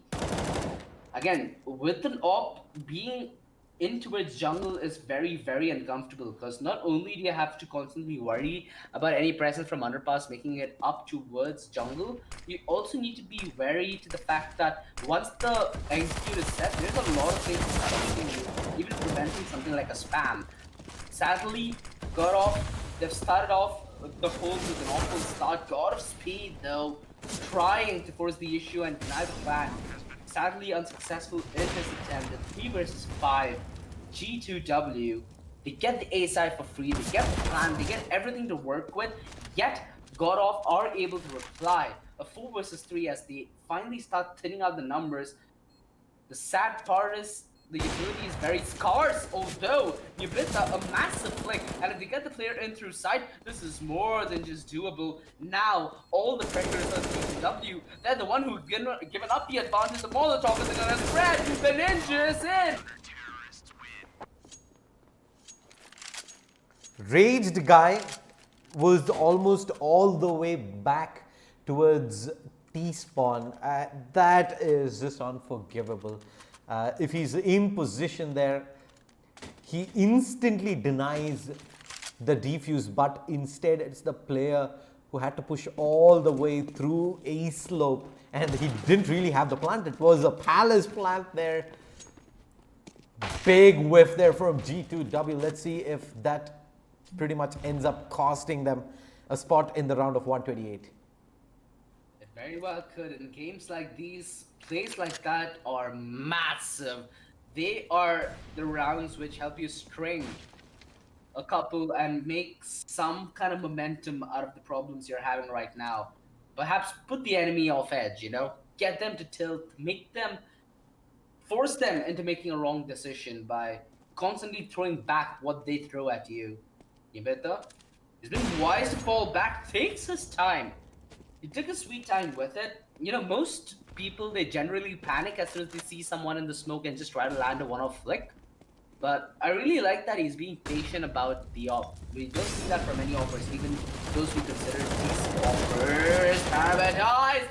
Beautiful double spray, jumps out as unexpected as it could get. That's all left on Emma with a Mac 10. And a jump shot to add insult to injury. GODOF. Now extending.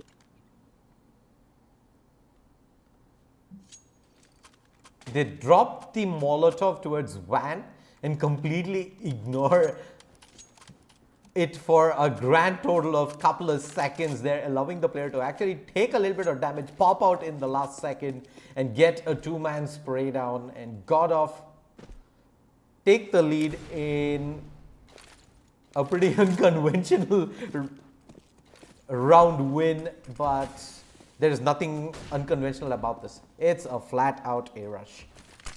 Yep. The smokeless jungle is a little bit jungle player.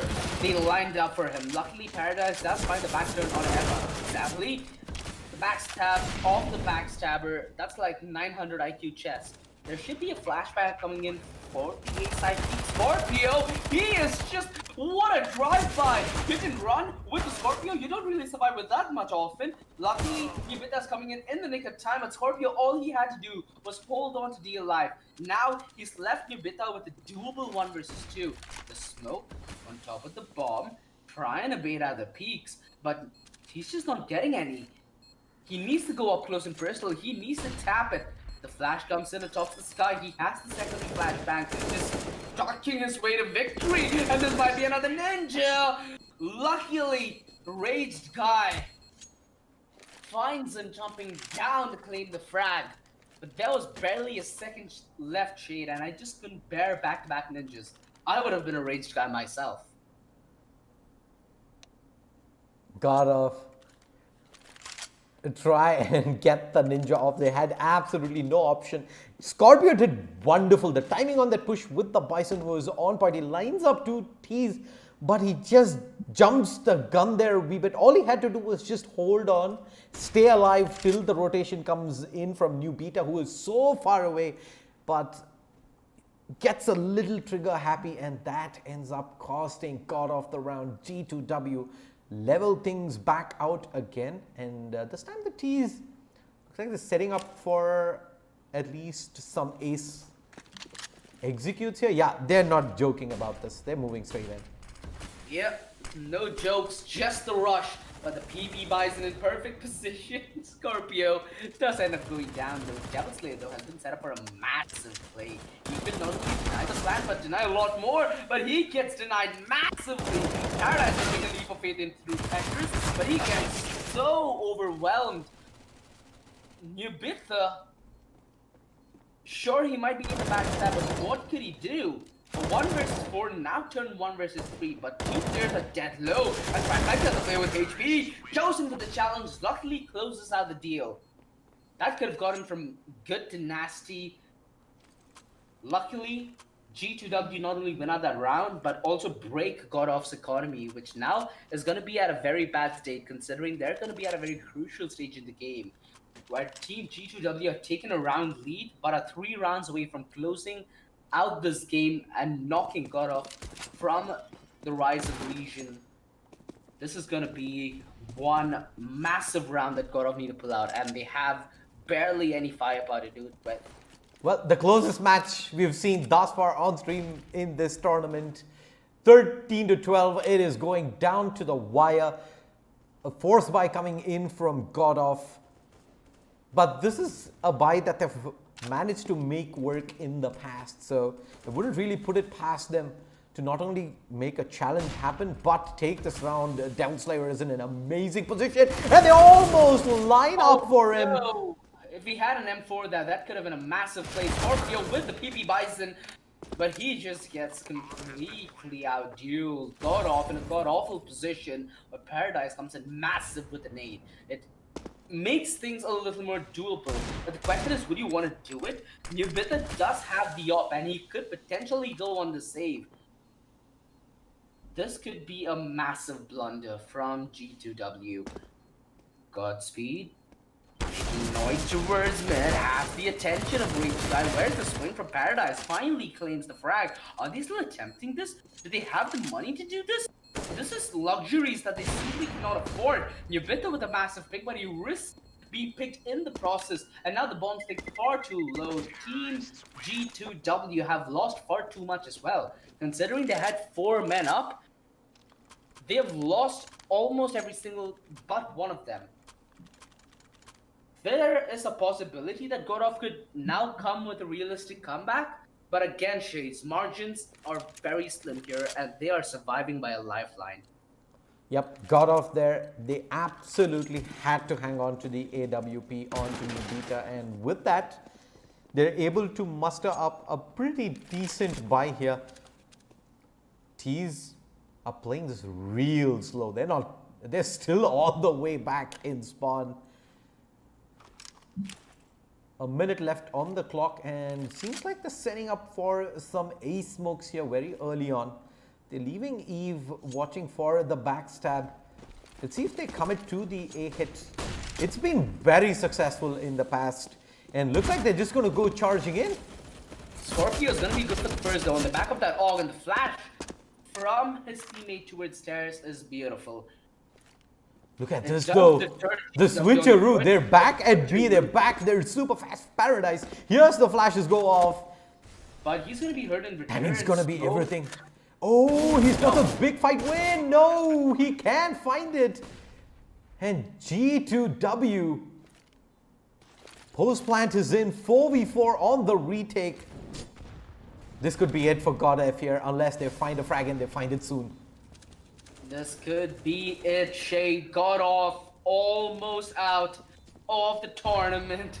At 3 versus 4, they look confused, they look depressed. The smoke's in, the stick could be their shade. This might just be another ninja. God of speed, God of the plus, potentially no. G2W, they get the frag in the smoke, 15-12. They are in touching distance of the finish line. 35 frags on Raged Guy versus 31 on New Beta. G2W make a comeback. They were down 2-9 at one point of time, but they've managed to win 13 of the last 16 rounds and now sit on map and match point. And seems like they're heading back towards the B side here. There's just the two CTs, a New Beta as well as Paradise in position. Let's see if they can put a halt to this freight train. In all honesty, New Beta and Paradise have been doing a lot to make sure GODOF at least reach to this place, and they are gonna be the people in charge to make sure that the push continues, the grind continues. Hope, it seems bleak. Paradise falling out of position. The flash blinds New Beta. Yeah, this is hard. They're not finding a single frag in. This could pretty much be it here. They lose them all. Just down to last remaining player, Devil, to try and make this happen. He pushes through straight to his grave. GG, well played there. Unfortunate for GODOF, and it is, yeah, that is gonna be G2W coming back from a very slow start there to eventually book their slot in the round of 128. All right, that was an extremely close match. We haven't seen many of these, and Rage Guy on the side of G2W was just absolutely on fire, and it was a good match to watch. Congratulations once again. Any closing thoughts for that game, Shade? I mean, I'm so happy that we got to see a very close, tight affair. It wasn't really the best strategically, but it was a lot of nasty duels. There's a lot of scrappy fights taken, and G2W, a couple of fights there towards the end of the first half where they are able to kind of grind a couple of rounds down. It pretty much came down to those rounds, allowing them to switch the momentum in their favor, and second half they were able to see that through without breaking too much of a sweat there at the end. A lot of clutches going their way when it mattered, and G2W able to put a fight and keep themselves alive in the Rise of Legion CSGO tournament. Congratulations once again, G2W. And also we saw Phoenix Esports. They won their round of 256. And that brings us to the end of the first two games, but we will be prepping for game number 3. So do subscribe to this channel and stay tuned. Don't go anywhere. We'll be back very shortly. This is the Rise of Legion CSGO tournament you are watching, powered by Lenovo and Intel. And our media partner is AFK Gaming. So it'll take us about 5 to 10 minutes. Don't go anywhere. We'll be right back.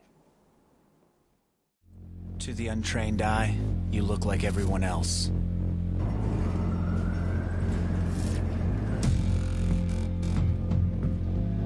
But you have another side.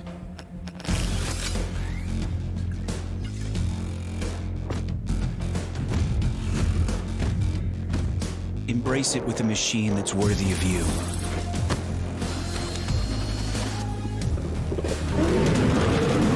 Stylish on the outside, savage on the inside. Legion by Lenovo, powered by Intel Core i7 processors.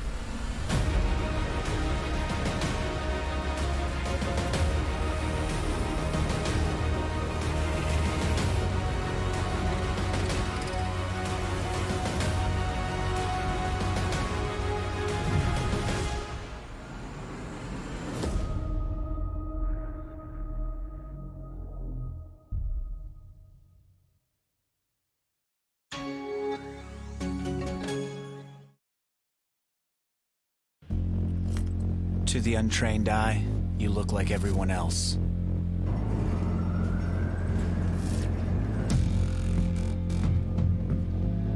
But you have another side.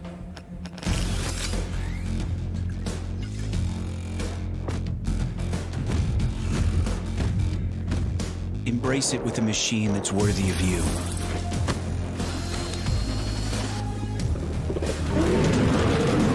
Stylish on the outside, savage on the inside. Legion by Lenovo, powered by Intel Core i7 processors.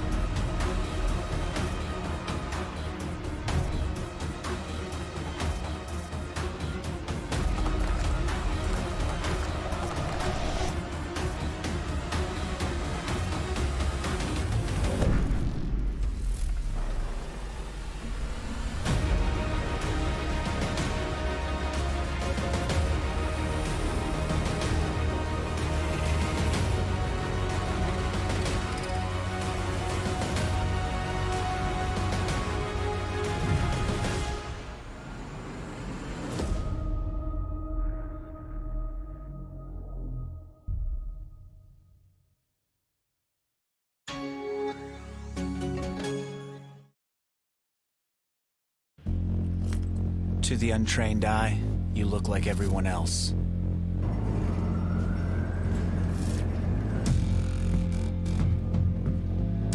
But you have another side.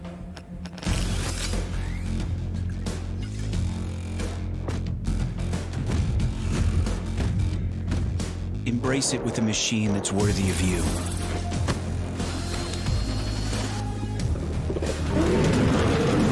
Stylish on the outside, savage on the inside. Legion by Lenovo, powered by Intel Core i7 processors.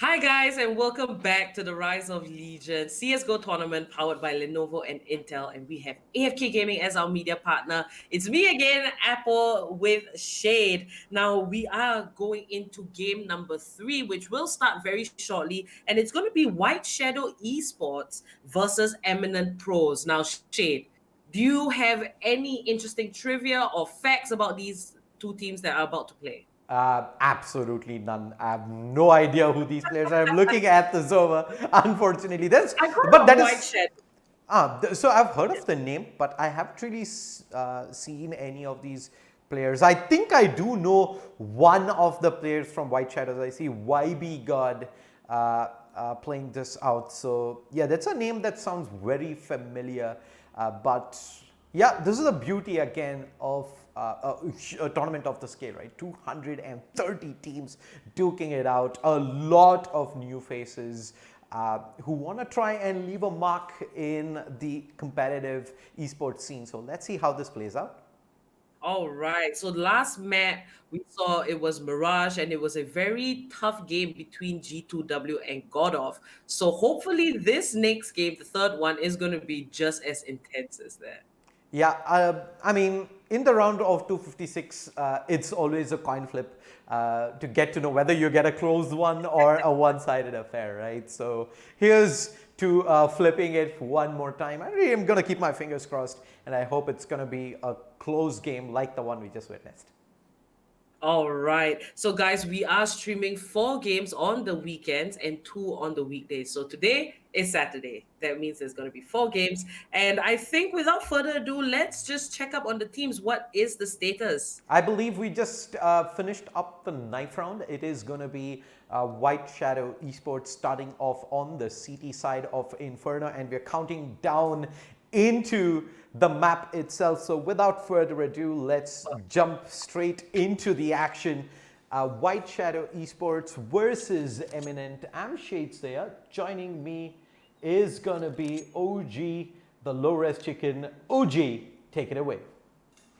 Well, like you said, Shade, new faces, and I think everyone here in the server is somebody that we have not been accustomed to. So you never really know what we're gonna get from this bag of surprises. Could be a real nasty surprise in the form of a real good team or a good player that we could keep our eyes on, or it might just be the run-of-the-mill 256 game that we've been accustomed to so far. The day has been good with the previous Mirage game being so close of an affair. I'd expect the same out of Inferno. I at least expect there to be some kind of battle. Let's see what's going to be the scenario. Booty. Ooh, nasty one tap. He spats it hard. Oh my lord. 3-1 taps. It looked like his back was against the wall there, especially when they make their way through mid all the way up to arches. Point blank range. He taps away and lands every single one of them. He's going to go... never mind. I saw him switch to the burst fire. I thought, hey, the CTs come in and give him an opportunity, maybe a couple of free tools. He might be able to find a way back in, but not to be the case. White Shadow Esports on the back of some wonderful one-taps there, find the pistol. We talked about nasty surprises, Shade. That sure as well was a nasty surprise for both us and Eminent, because those 3 one-taps, they come out of nowhere. White Shadow Esports, a dominant start to their first match in the tournament. The M4 at range, easy pickings all day long. Eminent, not as eminent with the pistol as you'd expect. No sap. Long range only with a P50 and a BAR. What are we conveying the same message as? He's left all alone with the deal and his entire armor is invested, so he's gonna lose quite a bit in this round. He's gonna lose a significant amount, and when it comes to the buy round, it's not gonna look all that kind for a BAR. Let's hope that he can get a couple of exits with the deagle, but again, that's kind of ambitious considering that now they're gonna be watching T-spawn. Yeah, oh, he gets spotted. Wait, no? What? Yeah, a little slow with this aim. Lands the shot on a Niku. Potentially could take another down, but Booty clotheslines him, and Booty's been on point. 2-0 so far, Eminent. They need to make a difficult decision here. 2 of the players could invest into AKs, but they won't have any utility. Does that mean the entire team invests? Utility is going to be scarce all across the board, and it seems like they are going to go with an investment. But this looks like a very confusing investment for me, Shade. I mean, VJ could have gone for an extra flash, Dexter could have gone for more utility, and a BAR has armor and a Glock.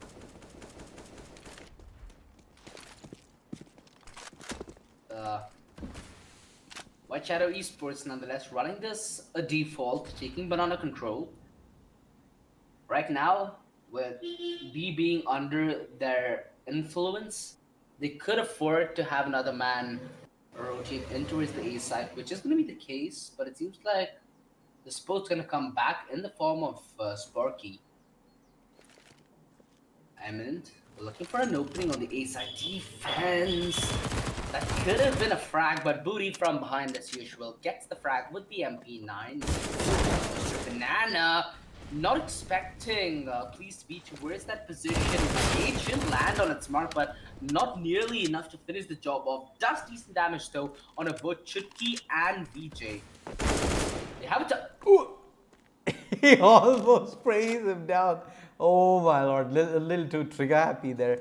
Chunks him down to actually 4 HP, and now the 40 seconds remaining. Chutki being in 4 HP might just come back to hurt them. 30 seconds. Are they even planning on trying this? I don't believe they will.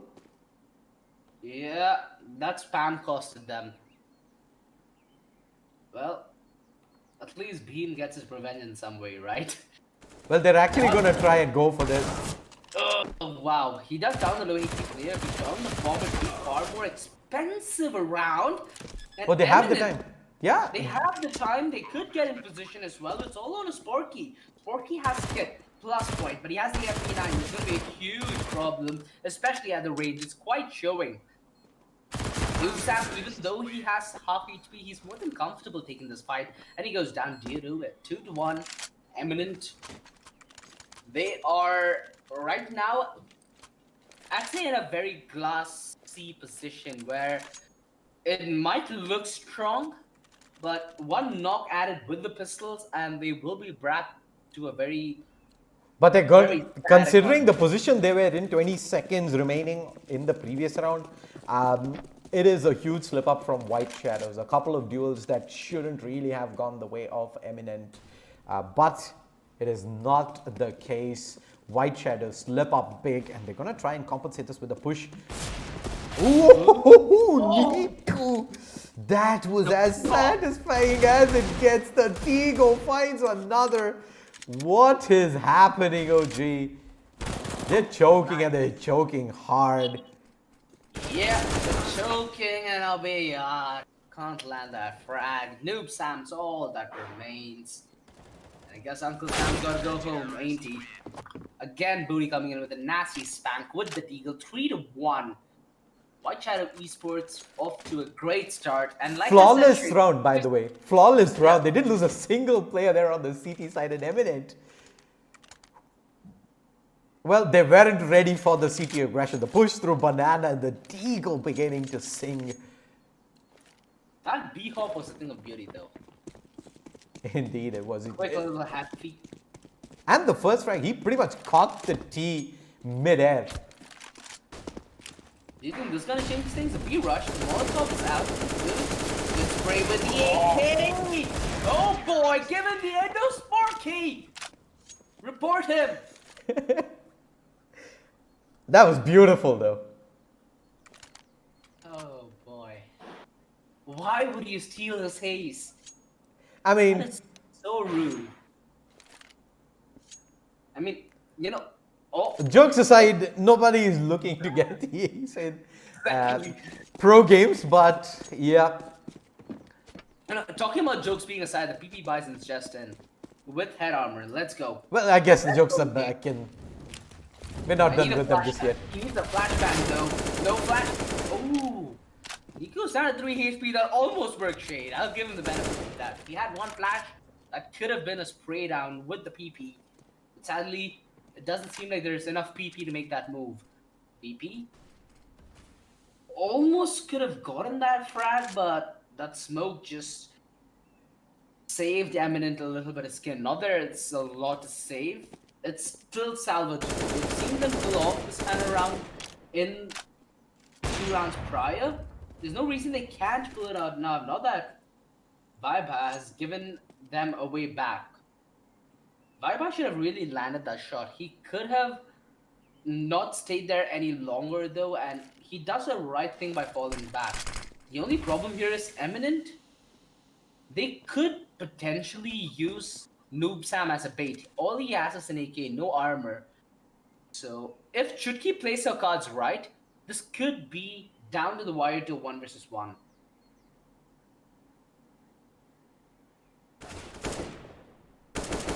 Well, 3 HP, but still kicking. Niku gets a second in the round. It's all left on a Noob Sam, and he doesn't have armor. There's no way that he's gonna survive this for any longer. Pop goes the weasel is the old saying, and pop goes the weasel. It works in reverse. Eminent, they have a chance to pull this one back, but only if Noob Sam. One bullet there, one bullet, and he brings it down to a 1v1. And that is after he spots the CT there, whiffs on the spray. 5-1, White Shadow Esports now beginning to pull away in this matchup. The buy comes in from Eminent. They're gonna go in for the force buy by the looks of things. CZ, MP7, Op, Bison, AK. They've pretty much got a little bit of everything. That way, and with the used to perfection. Eminent. It's should be done and dusted. Push through team four. We've seen White Shadow do this. They're more than comfortable taking the aggressive stance. Whew. I mean, what do you even do against this Shade when you've not been able to get your teammates rallied behind you? Right now, they don't have any support structure going in. They don't have any kind of two-man setup where even if the first guy is flashed, if he's small lead, if he's double peaked, you have some way to reply and at least some net of security that you are gonna get your fair share of the pie when it comes to the trade.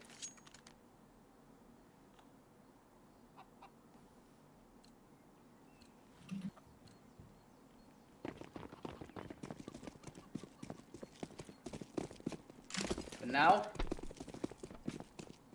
Eminent still coming in with their flonky investments, which will continue to punish them all through this T side, not only making them be low on utility for a significant amount of the half, but also making sure that they cannot invest as a unison surge.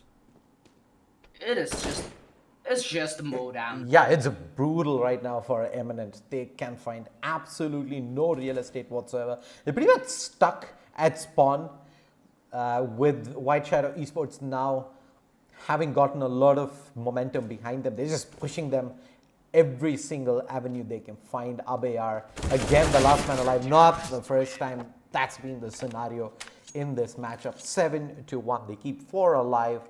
They keep rolling on. And Eminent backs against the wall. Backs against the wall, money down the dumpsters.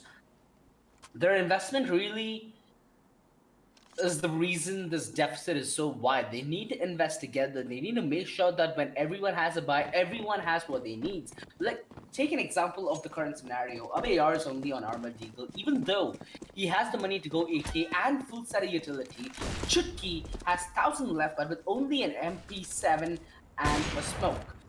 Ooh, Booty could have almost hit that shot, and now it's gonna be the same case. White Shadow Esports, with the aggression towards Banana, with the opposite towards mid, are gonna choke Eminent both towards T-Apps at second mid. While they start closing the lines, Eminent, all they can do is sit and count till their eventual demise. Sporky, I think that this anticipated a flash there, but Sporky puts him to sleep nonetheless. 2 men to his gutter. If Sporky jumps down there, it could have been potentially Sprite death, but he's gonna. Oh, what a play!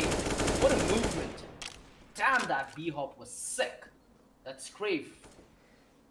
Yeah, you can see me just lose my stuff over this, but most of you need to know that the initial 1,500 hours I had in game was just purely in community service. I enjoyed B-hop. I enjoyed KZ. I enjoyed Jailbreak. What about you, Shade? Have you ever been into more of the entertaining side of CS rather than the competitive side? Actually, quite the opposite. I haven't done a single fun map, and that is, I haven't done much of retake servers and execute servers either. So, yep, quite the contrary. Yeah, that is still competitive, right? But I haven't even done. It's pure fun. Nobody's a winner, nobody's a loser. It's just like you have your own relaxed experience, and that's the fun part of CS, which not many people tap into these days. Well, early hit towards Banana. Niku? But he's still decent though, but he still survives. The Molotov doesn't. Oh no, this is the massive play that Eminent could have made if they could have gotten that first frag. There's a huge probability that they could crunch towards the B side. That one frag costed them so much, and it's again Chitki on her own. Where is B when you need it the most? Hashtag please make a reboot. 9-1, Eminent. Not looking as Eminent throughout the map. White Shadow Esports on the other end, bound to hit double digits at this point. And it's just that Niku and Sir have been playing out of their minds, right? 14 frags apiece. It's just non-stop aggression being thrown on Eminent's face with them not knowing how to deal with it. That's still stuck towards T ramp. The double up setup running strong on White Shadow Esports, and Eminent just continue with the force buys, 2 AKs. Even have the Pro 90 on to Chutki this time around, but this aggression through Banana has been time again the undoing of Eminent. This time it's the AWP. Sir actually even gets that first frag. That is massive. There was a double peek. VJ tried to work the timings there, but Sporky was a little aware and watching his teammates back. Now it's been the case that they've even been jumping down towards gutters to take touches out of their hiding spot. And in this scenario, even though they come out of the gutters, they're still killed, and yeah, it is just not the day for Eminent right now. And sometimes it's just that case, right? When you're not feeling it, when you just don't have that spark which you do on other days, it's fine. For teams that are in this current scenario and the skill set, consistency is the biggest issue that plagues them. And the only way you can get more consistent is to play more tournaments like this. These tournaments help you get not only the experience you need, but also the experience you need to get while getting better, which is sometimes a bad experience, which is getting old. At the end of the day, you are still taking some of this experience away and putting it in your own game. It's just a growing phase. Give Eminent a little more time, I suppose. Potentially, might be able to win a couple more rounds. They still have a chance to get the half back. The only problem is, with every fleeting second, it seems like White Shadow Esports are getting more Eminent and more Eminent. Both on the scorecard and on the map. Ooh! Chutki. Nice shot with the op. Not sure what that spam was meant to do, but the refrag does come in nonetheless. So 1 versus 2 with both the ops up in play for White Shadow Esports. It's a possible clutch, but VJ needs to land 2 stunning shots to win his team this round. Billy sadly has been way too consistent with the op, and 11-1. White Shadow Esports, a real good start for their tournament run. You see more of this team going forward though. I feel like both the teams that we did get to see today are teams who have, even though won with a dominant scoreline, still have a lot they can take away from the stream and from watching their own gameplay. Because there's always these small loopholes that you'd see these bigger teams, like 2EZ yesterday, who completely take advantage of. Dexter with an amazing shot to his mid finally gets his team the opening frag, but sadly, the overcommitment's what's costed his team a potential chance to win this round.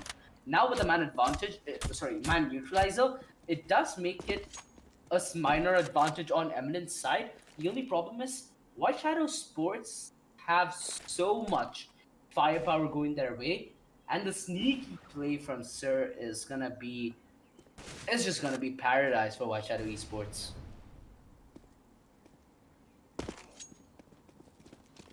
Oh, what? No, the choke! That's real! How does he still find the kill? Oh boy, a comical series of events there. I guess like that's the clip that played in both of their minds at that moment. Look at Sporky though, he's alone at B and he's alone. They check the corner, but he peeks wide out, wins that duel out, and now it's down to a 2v3. C4 is down as well. CTs don't really have control, but they have the information. Sporky has changed his angle up. He spots Chutki out. A rare whiff on the spray, and now Eminent 2v2, B side open. They have an opportunity, but they have to retrieve the C4 from the gutter, and that has got enough time for YB to rotate back towards the B side here with the AWP. They're coming in. Do they have any utility? Smoke? Yes, 2 smokes available. But they don't decide to use one and they give away a frag for free. Yeah, Chiki tried to get that frag, overcommitting now, knows that time's a factor. The max he could have done is get this frag, but even that's been denied by YB. 2 smokes. They had the 2 smokes and they don't use even one towards CT. Wait, Eminent didn't have a smoke, it was the CTs who had the smoke. Oh, the CTs had the smoke. Oh, never mind. Yeah, My bad. That. Yeah, that makes a lot more sense why they kind of dry peaked that towards a CT. But yeah, in that case, YB had the absolute best scenario right there. AWP trained, knowing for a fact that the T's don't really have anything.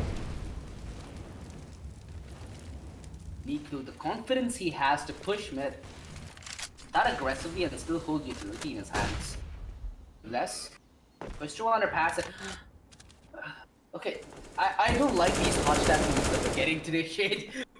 You see something that's supposed to make sense, but it simply doesn't. Booty, Go ahead, pull the trigger. Please. Please, Booty. You'd like it. You like it, don't you? He's got to pull the trigger there, and YB God finds one as well, and that's done and dusted. 13-1. Eminent.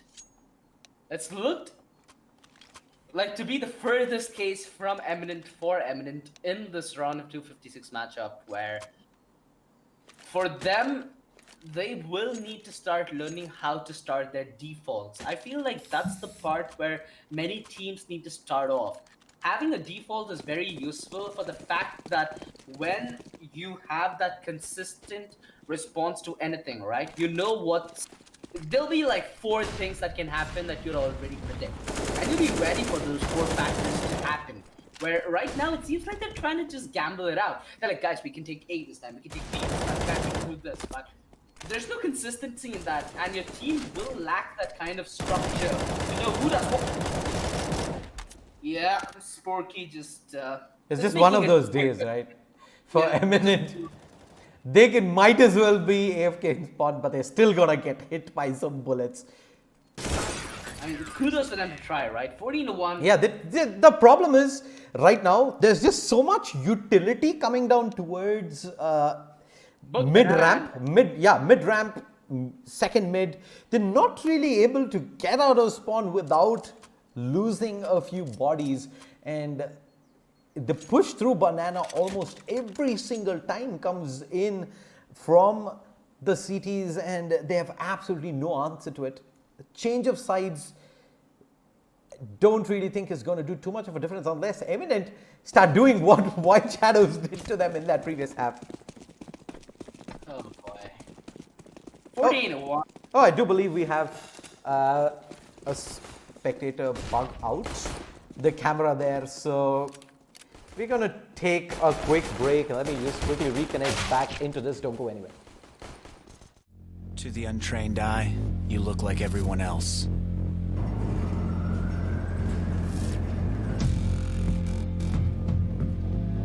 But you have another side.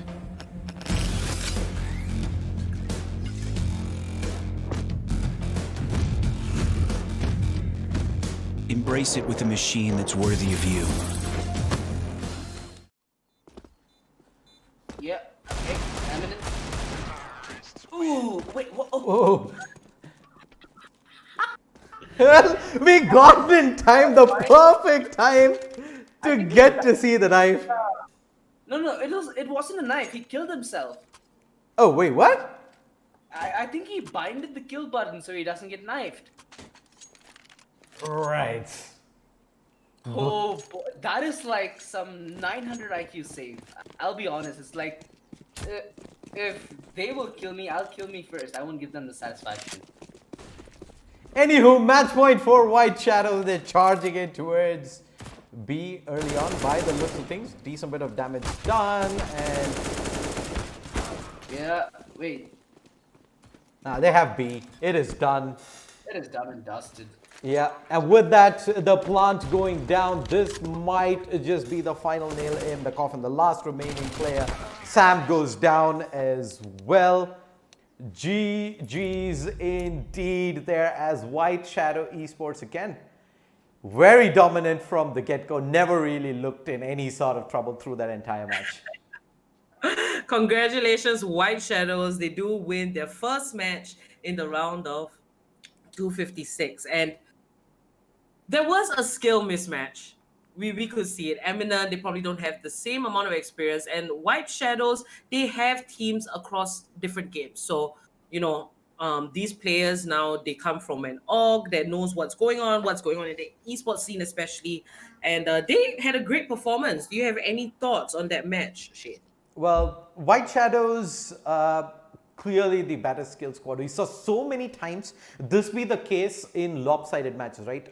Initially, a couple of rounds, the better skill team actually plays it a little slow. But once they see that, hey, we far better, different in terms of skill level, they start choking their opponents in terms of real estate, right? So many times we saw in that matchup, Eminent couldn't really even make it out of T-spawn. They're being pretty much pushed back by utility towards mid, towards second mid. Banana Rush is coming in very early as well. We saw multiple times the T's pretty much stuck in the gutter as well. Players isolated away, but the far superior moment, far better team there, White Shadows, showing us why they deserve the spot in the round 128. And they're going to be a team to look forward to into the remainder of the rounds as well as we progress through the Rise of Legion CSGO tournament.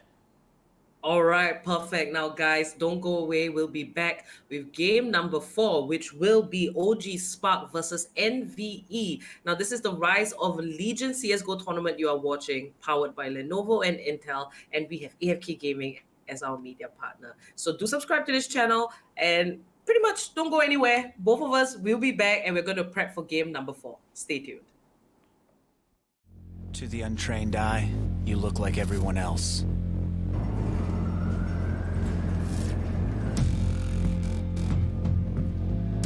But you have another side.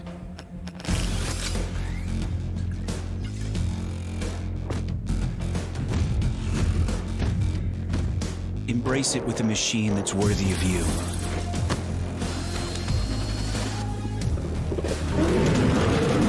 Stylish on the outside, savage on the inside. Legion by Lenovo, powered by Intel Core i7 processors.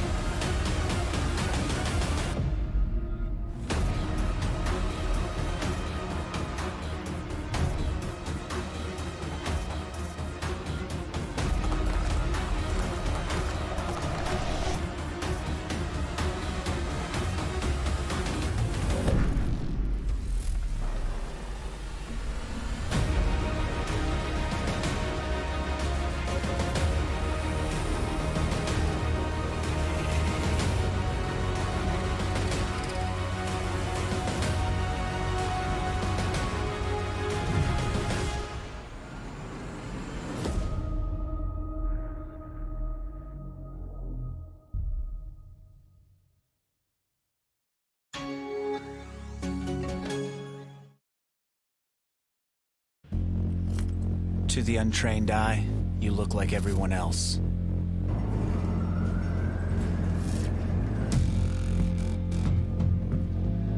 But you have another side.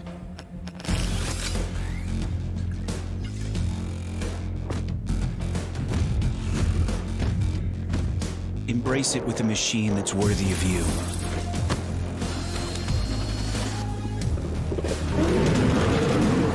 Stylish on the outside, savage on the inside. Legion by Lenovo, powered by Intel Core i7 processors.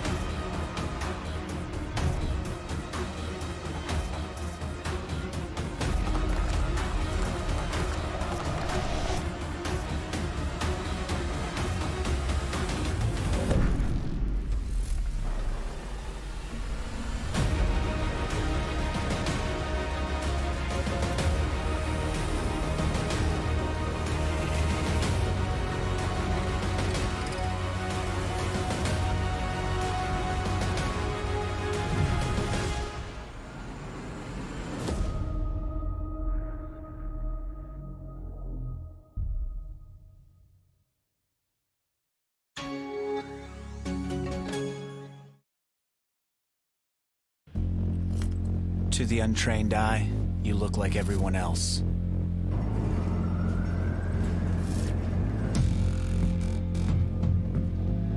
But you have another side.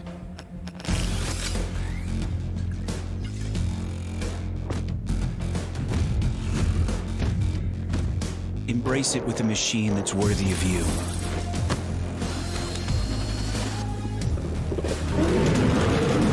Stylish on the outside, savage on the inside.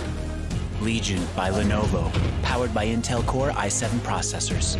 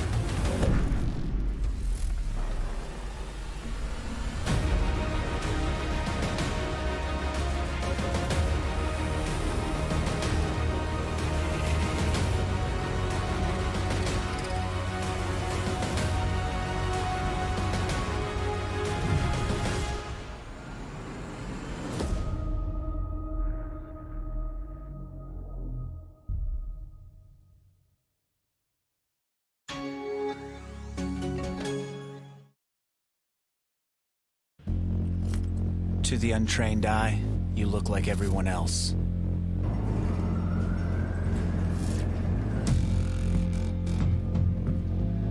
But you have another side.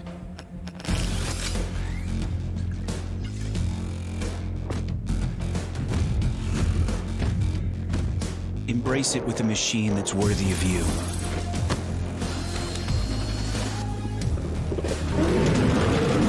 Stylish on the outside, savage on the inside. Legion by Lenovo, powered by Intel Core i7 processors.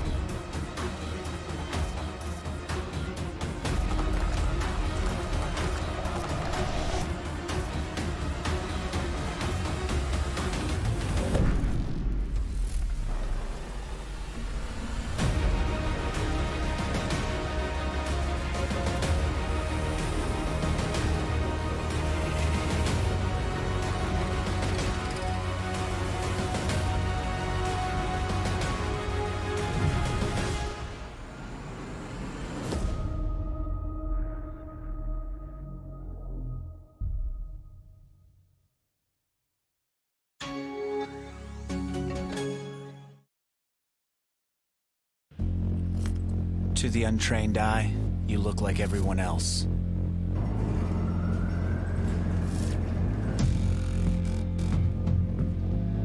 But you have another side.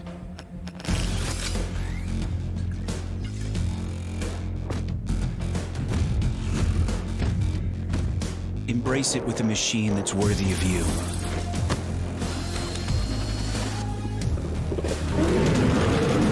Stylish on the outside, savage on the inside.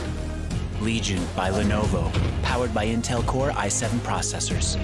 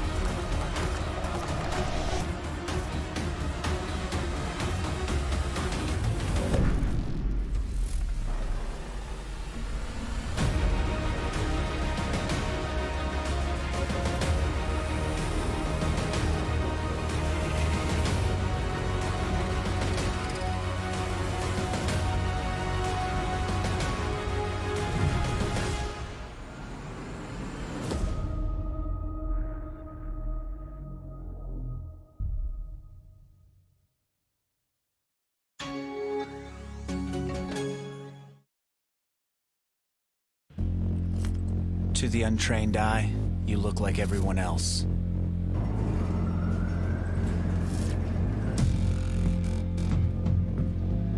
But you have another side.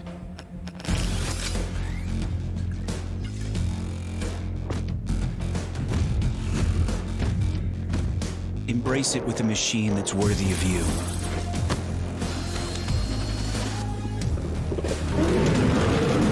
Stylish on the outside, savage on the inside. Legion by Lenovo, powered by Intel Core i7 processors.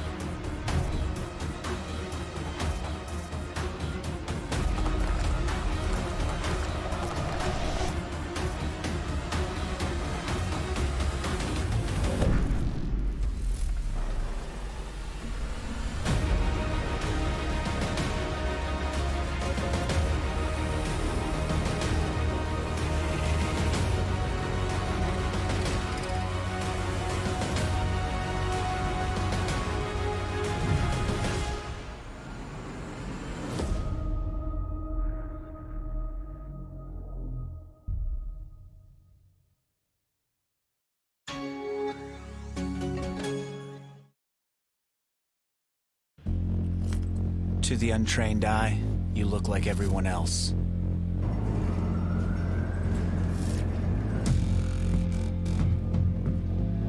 But you have another side.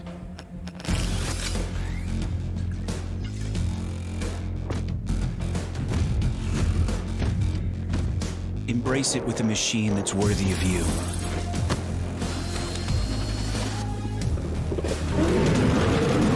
Stylish on the outside, savage on the inside.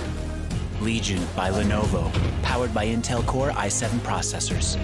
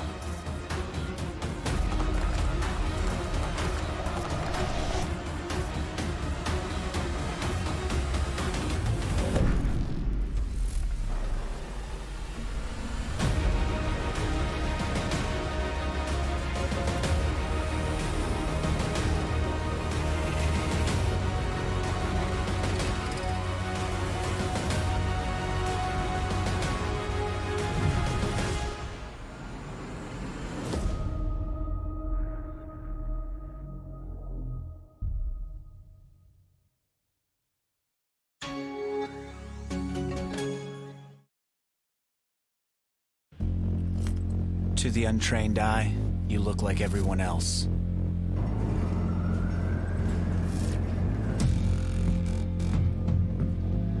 But you have another side.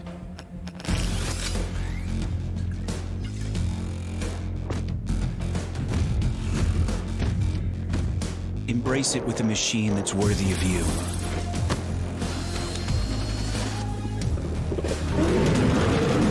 Stylish on the outside, savage on the inside. Legion by Lenovo, powered by Intel Core i7 processors.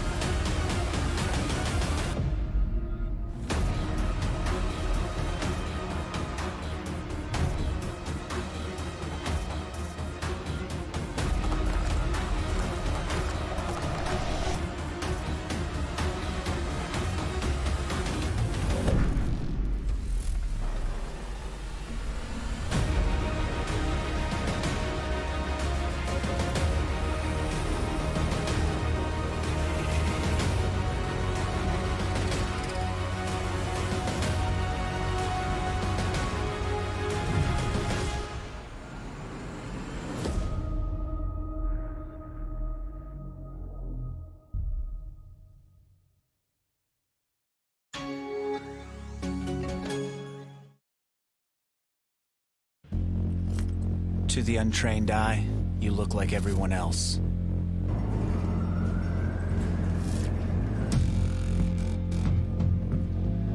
But you have another side.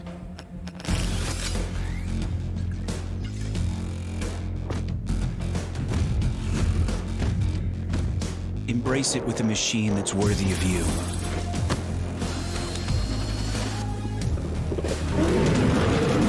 Stylish on the outside, savage on the inside.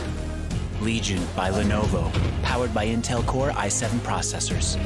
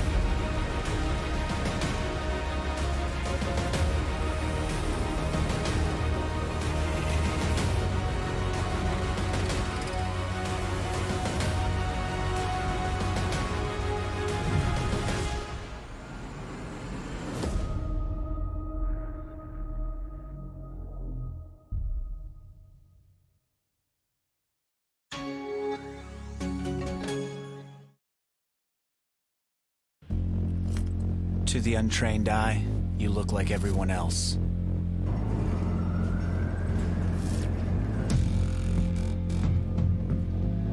But you have another side.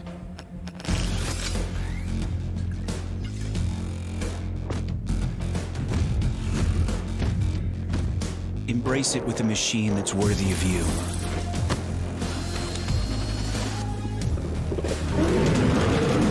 Stylish on the outside, savage on the inside. Legion by Lenovo, powered by Intel Core i7 processors.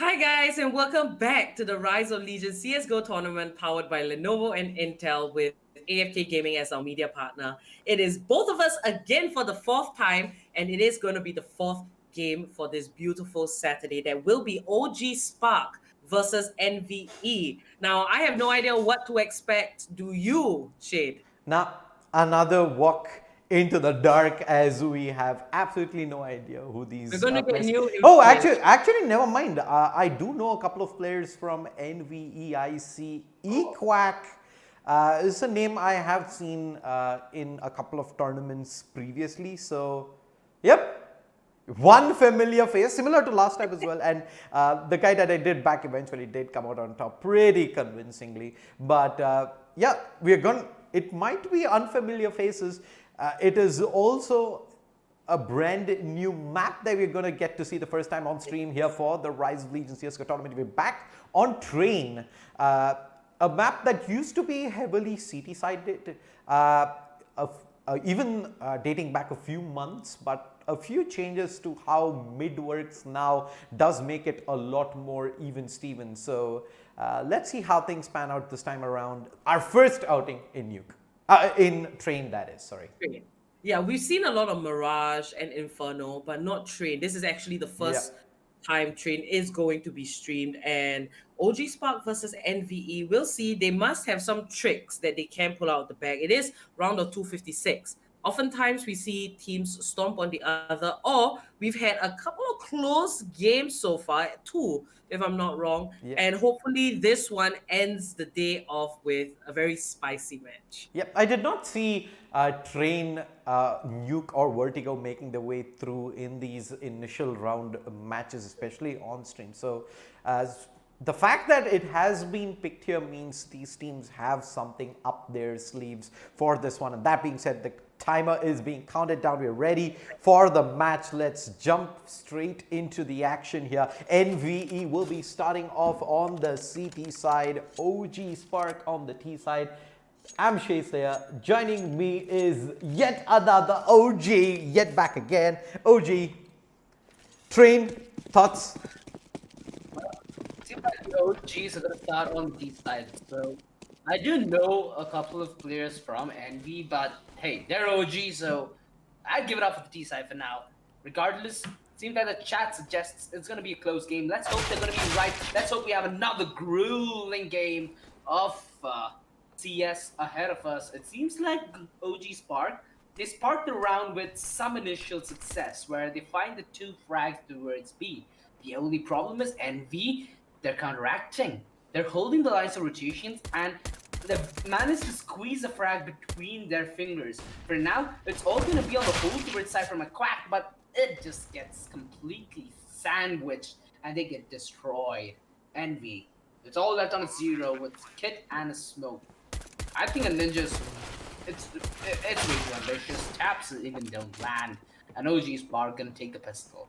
Yep, there was a lot of opportunities there for NVE. They missed quite a few shots on the pistol, and OG Spark, they find early frags. They're able to punish the aggression from NVE, making that early play through B lower. Walking straight into the Glock there. 2 early kills, 2-man advantage. OG Spark able to convert that into a round win. You do see an unconventional force buy coming in from NVE. They put upgraded pistols, armor, couple of scouts in play here. And the PD, ooh, Jester almost lands that frag, just an inch away. But OG Spark for now, they've used a good bit of utility trying to clear out Ivy, but Envy in with a little bit of counter utility, holds OG Spark in place. They're just waiting and giving as much time for Jester to try and pinch the offense a little bit. Potentially get a tag so the pistols could do the bag.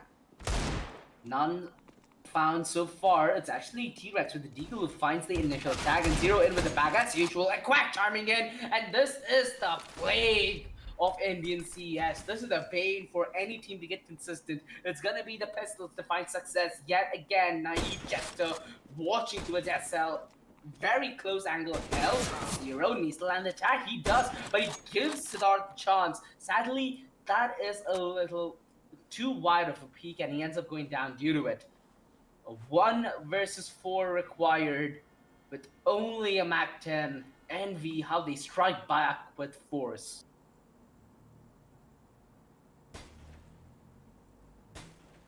DB fighting his way back. He gets the headshot, but he needs to be on the retreat, the flash as well. 18 seconds left. And this is just hope fleeting for OG Spark as DB's gonna commit on the save. Is he still trying this? Let's see. Alright. wanted to potentially die before the time dissipate so he could get a buy alongside his team. I guess that's an even explanation as well. Nonetheless, 1-1 and Envy strike right back. Yes, they do 1-1, and I believe they managed to pick up an AK as well onto Naive Jester there.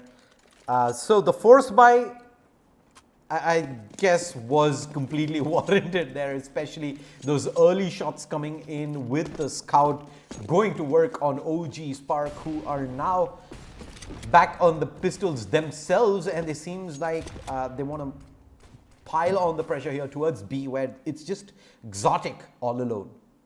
The sad part here is Zonic did not have a Molotov or a smoke. He just used the smoke to get that initial kill, and now he's going to be on the retreat. Sadly, if OG Spark were a little quicker, they potentially could have caught him out disengaging.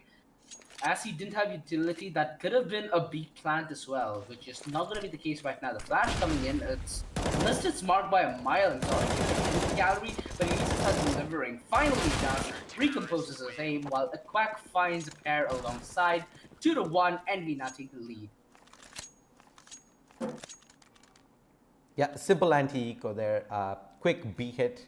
The early frag, it pretty much came down to that. I believe that was Zotic who pushes lower B, manages to get an isolated pick off and fall back into the site. That point of time, OG Spark with the numbers down just had to kind of force the issue there on B. Nothing comes off it. 2-1, back-to-back pistol rounds. But this time, I believe they're looking to go towards Pop Dog here, OG. Yeah, it might be a double drop strategy, but Naive Jester has been good with the same thus far. Zero opening things up, great. Getting a frag on a Shinshan to its T connector, and that might just bait OG Spark in to take this engagement and try getting a little more real estate. Maybe the silver lining here is OG Spark still haven't shown the bomb to Envy. Hence, the defense is still going to be spread thin. They have a little bit more time before Envy get the map control and the information as to where OG Spark are headed. But as soon as that happens, Envy should more or less confirm the round.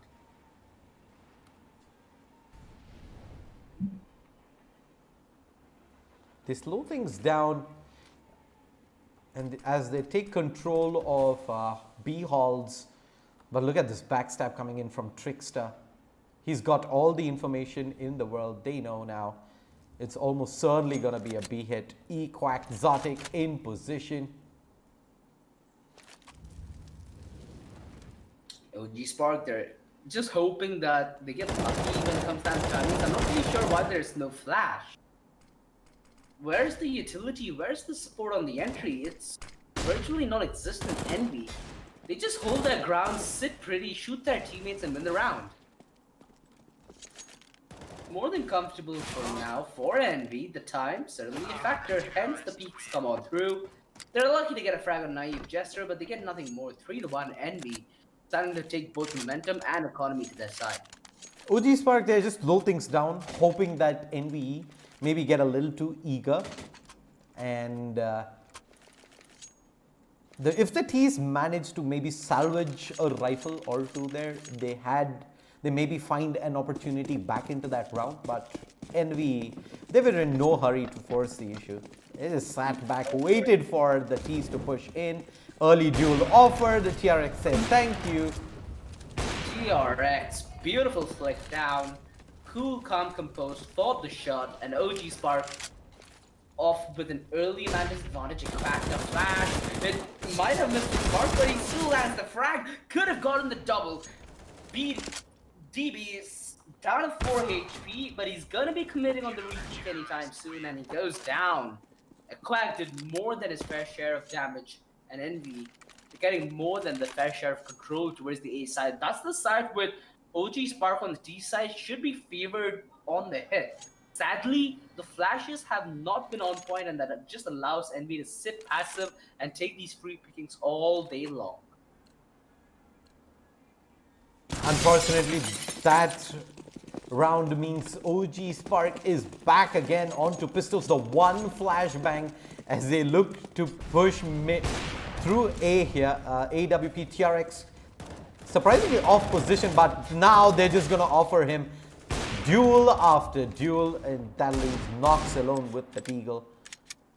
Should be a moment's time before NVE seal the deal. 5-1. Quick anti-eco.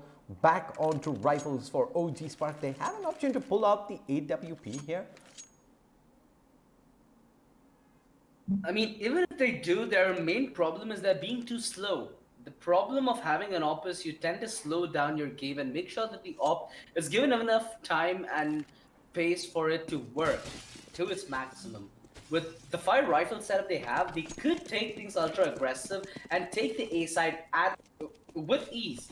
But that's simply not been the case. When you're playing a map like Train, utility is a key component, especially on a T side, where you need that extra aid to get that initial entry under your belt. Where the CTs could just stay back passive at a million different angles, the Molotovs, the flashes, the people are throwing them, they're the real MVPs, and they're the MVPs that OG Spark have been missing so far.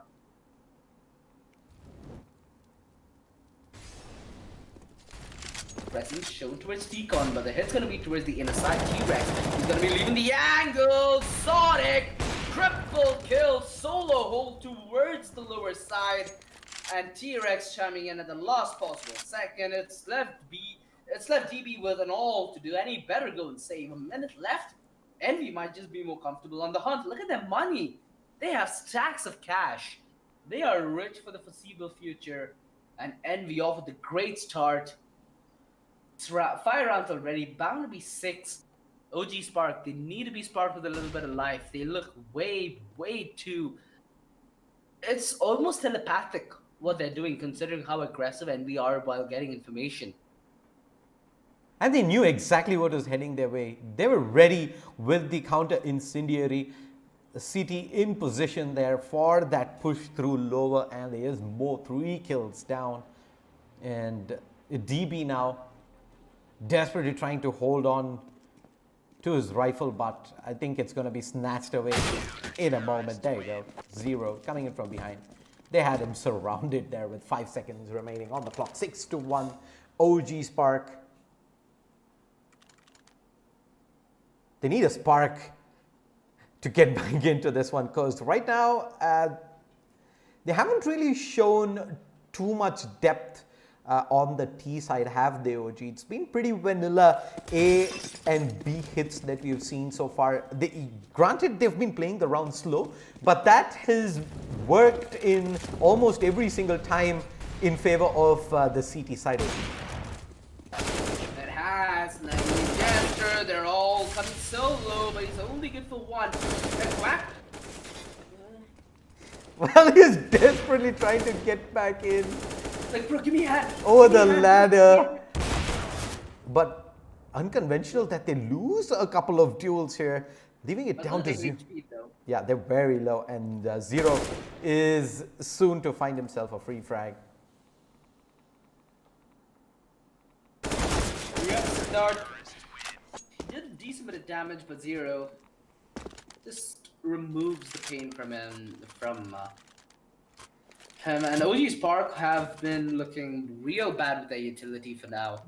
They might have really good aim shade, but there is more to CS than just aim. There's a lot more to it, and this game is a pretty bold testament to that. Because we've seen that OG Spark could take aim duels, but when it comes to their utility being put to the best of use, Envy are always getting on the better end of that trade.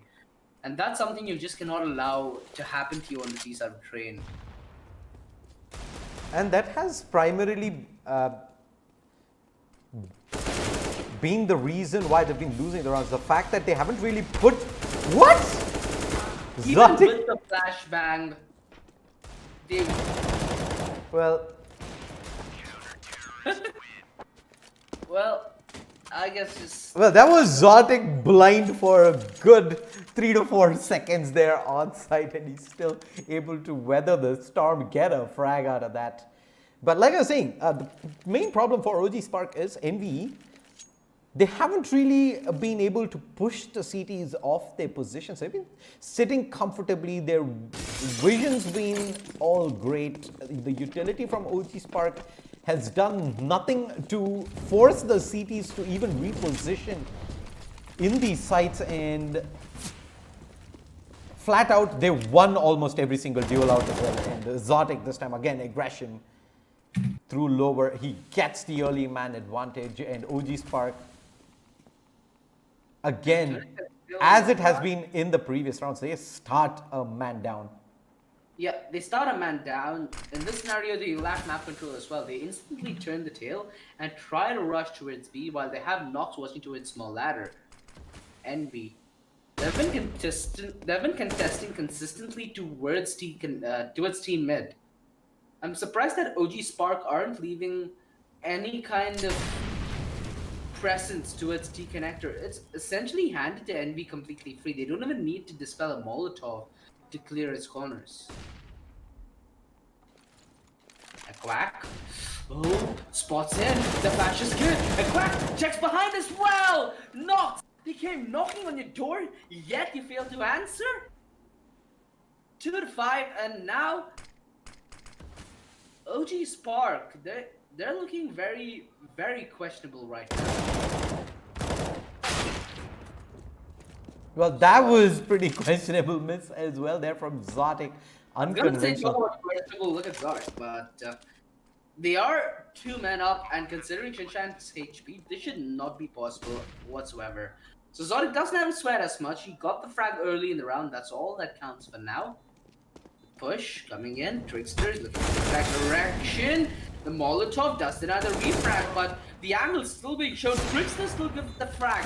If that frag would have landed, it could have been a possible clutch. But Zero's going to come in the back lines and sweep this clean. 9-1 as Envy are on the verge of hitting double digits. That was unfortunate there for OG Spark. They win the first couple of duels, bring it down to a much more doable situation post-plant, but yeah, that op shot absolutely had to hit if they had to stand a chance right there. 9-1, OG Spark. Yeah, they're slowly but surely being pushed out of this BO1 OG. They are being pushed out of it like there's no tomorrow. OG Spark. They have a bye. They have the op on Shinchan. It still worries me though that Envy are so comfortable playing so aggressive, and OG Spark have done very little in the way of countering it. Control of B halls, control of T mid almost every single time given away.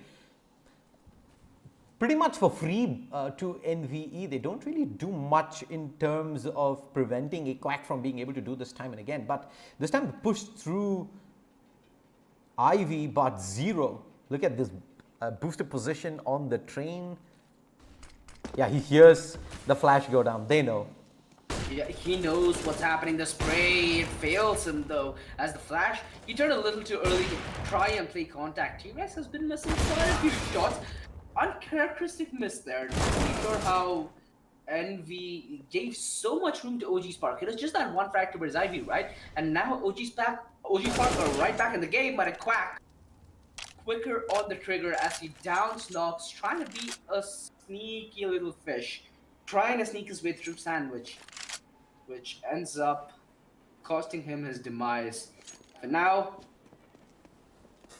it is gonna be a very tall ask, but it needs to be done. DB needs to find this 1-on-2. He has all the utility he desire. He'll need to. I'm not really sure why he's not using any of his utility. It should be expected that this hit's gonna be towards B. He could have used that smoke to potentially reposition. Now he risks that there could be a man sneaking in close.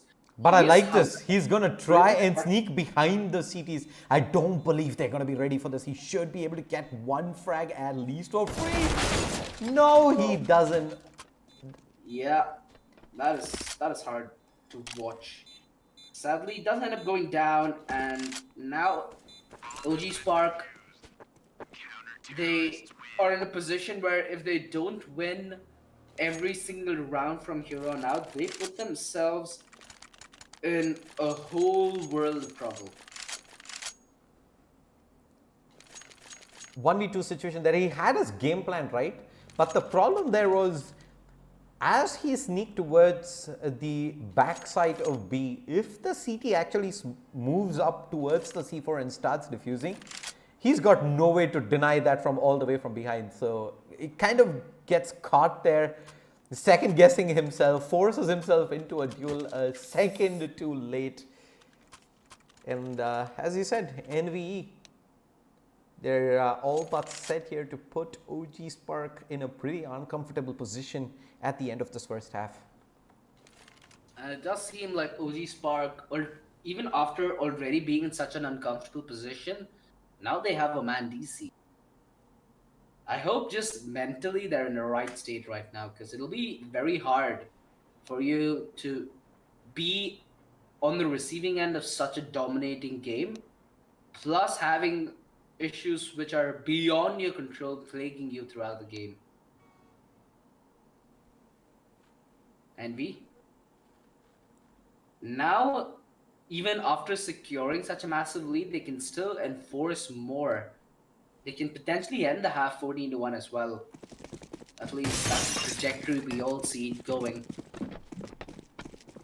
Yep. If things weren't bad enough, the numbers disadvantage almost is going to push them over the edge here. And they're going to go straight towards B here, but Zotic. Oh, the flash doors. This is a blunder. The mode out. He picks up yet another AK. He doesn't want to stop this spray. And he prays that they just keep coming. And they do. It's all left on a DB. And he just walks into his coffin. 11-1. And Zotic with an impressive spray down. But in all reality, it just came down to that one flash being completely missed by a mile. Yeah, he was ready. He saw that play from a mile away. He easily dodges the flash in, and that point on it was T's coming in one by one through the smoke. Absolutely no idea what's going to hit them. Back onto pistols, 11-1. Things looking pretty grim here for OG Spark.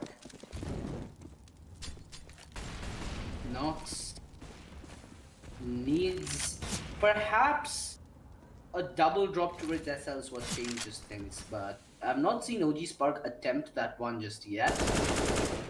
Zotic coming in with the spray. He gets the initial kill on a Nox. OG Spark, their jig has given up. And we have an inkling that it's gonna be the B side which is gonna be under siege right now. Zotic, if he chooses to swing wide there, he could have the drop. And Sunshine taking away noise. He knows exactly what's up. Prey control to perfection. And there is the ace. Makes it look almost effortless. Well, I believe that is the first ace we've seen on stream for the Rise of Legion CSGO tournament, and what a way to bring it up. Zotic, I believe he's the one with the 4K the previous round, and now thumps it up with an ace this time around. He's up to 21 frags, 9 of it courtesy in the last 2 rounds. Easy stat pad, easy. Gonna pad that IR up in this match. Take nothing away from him though. He's been absolutely stellar in this B defense. He's not allowed to have a comfortable game whatsoever for the past 14, and it might just be 15. And Quack, are we gonna see the slice in time? Please, let's see. Oh, he tried it! He tried. Kudos, buddy. Kudos to you, Quack, for giving it all your life, quite literally. He's expecting a flashbang, but instead it's the T who's dropping down. But they've got the T's pinned in. Sid, I don't believe, has a way out of Pop Dog. Zero is able to readjust the spray back out, leaving DB alone. 1v3. We've seen this movie already too many times in this matchup. I don't believe the outcome's gonna change.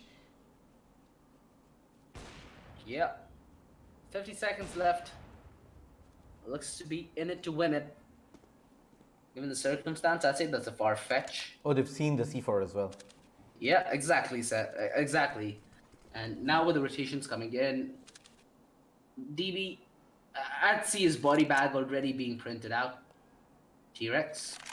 And 0 having a little bit of fun, but the jump, there we go, the jump gave it away. 13-1, OG Spark. Last round of the half, but they have some sort of money to work with, so I guess they can still put in their best and hope for another round. Double up setup coming in for the CTs. Looks like 0 is going to end up. I believe they did run the double up last time as well, if I'm not mistaken. So they're at a situation where it doesn't really matter at the end of the day. But I think it's for OG Spark an opportunity to take this one round at a time, not really care about the eventual outcome of this map in total, but to maybe try and throw some of these players off their game. Exotic gets taken out. I believe that is the absolute first time that they've been able to dismantle the B defense there. Well, everything requires a first time, and a Quack doesn't let the man pass through oil. T-Rex, he knew exactly what's up. The jig's been given up. Envy, they are on the verge of sweeping this 14-1. A Quack, in fact, just running up lower ramp to claim the final frag. Xiphious should be coming in. A little bit of team damage for the lulls. 14-1 shade. And this seems to continue our trend of having a the team with the dominant start is often the team who ends up winning the game. At least it's been the case for the round of 256 thus far. NVE flawless CT side. Yes, they did give up the round, but hey, by and large, they've pretty much, I'd say, played this without really having to break a sweat in most of these rounds. Super aggressive CT side, pretty much been the case with the matches that you've seen have been fairly lopsided. So pistol round for OG Spark on the CT side. They're going to go with one incendiary and one flashbang on DB. And it's gonna be it's actually gonna be a two-man front defense. Not finding the perfect bait, but there is a man to his uppers. Siddharth, land the shot, Siddharth! You need to land them, buddy. They are sitters, and you have given away a huge opportunity. Although the distraction does buy time for Frickster and Co to pull off what possibly could be the saving grace. Which I've to assume the glimmer of hope is just that. It's a glimmer. It's fleeting, and DB left in an unwinnable 1 versus 2. The Molotov is out, but it seems like the aim and the shooting was already set to fire. 15-1, Envy on map and match point, and this should be OG Spark's last round of the tournament. Yep, the pistol there, pretty much the final nail in the coffin for OG Spark. Envy all but set to move on to the round of 128 in as convincing of a fashion as we can expect. 2 MAC-10s, 2 AKs, Galil up against almost no firepower. They've a few upgraded pistols. The flashbangs are good. In comes the Swag 7 straight to the face. Brings Equack back to reality, but yeah, that reality is soon to be shut out. Quick shots coming through all the way around. They're cleaning house one by one. This is pretty much it here. The C4's getting planted in. Siddharth as well as Nox with the pistols. Ooh. Maybe a small ray of hope as TRX gets taken out in a pretty uncomfortable position. Nox goes down, and that is it. GG, NVE 16-1, clean house as they take the final map of the day on stream here for the Rise of Legion CSGO tournament. Apo, what's happening? Apo, I think you're muted right now. There you go. She's back. Sorry about that. All right. So congratulations to NVE. That was a pretty easy match for themselves. OG Spark couldn't find the momentum and direction that they wanted, and it was just not a good game for them overall. But GG, well played anyway.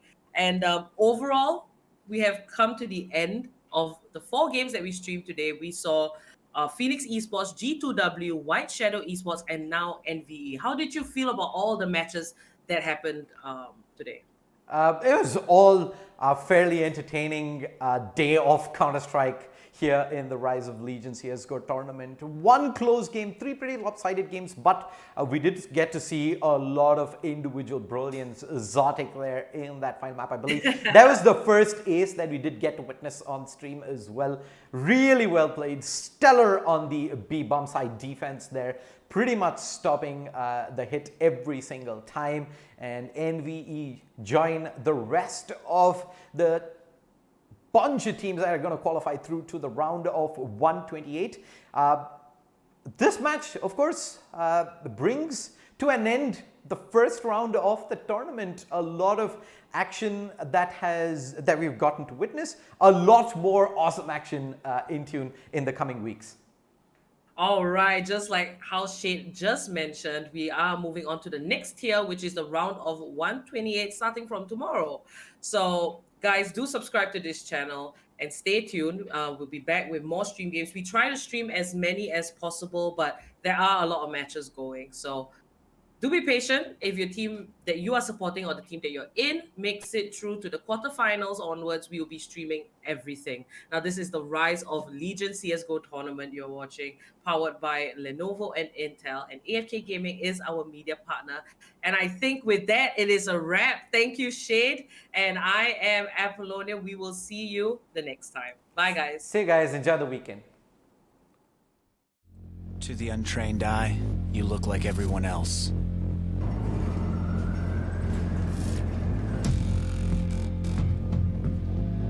But you have another side.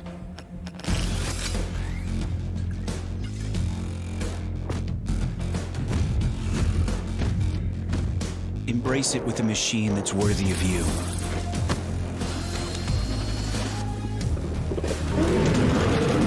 Stylish on the outside, savage on the inside. Legion by Lenovo, powered by Intel Core i7 processors.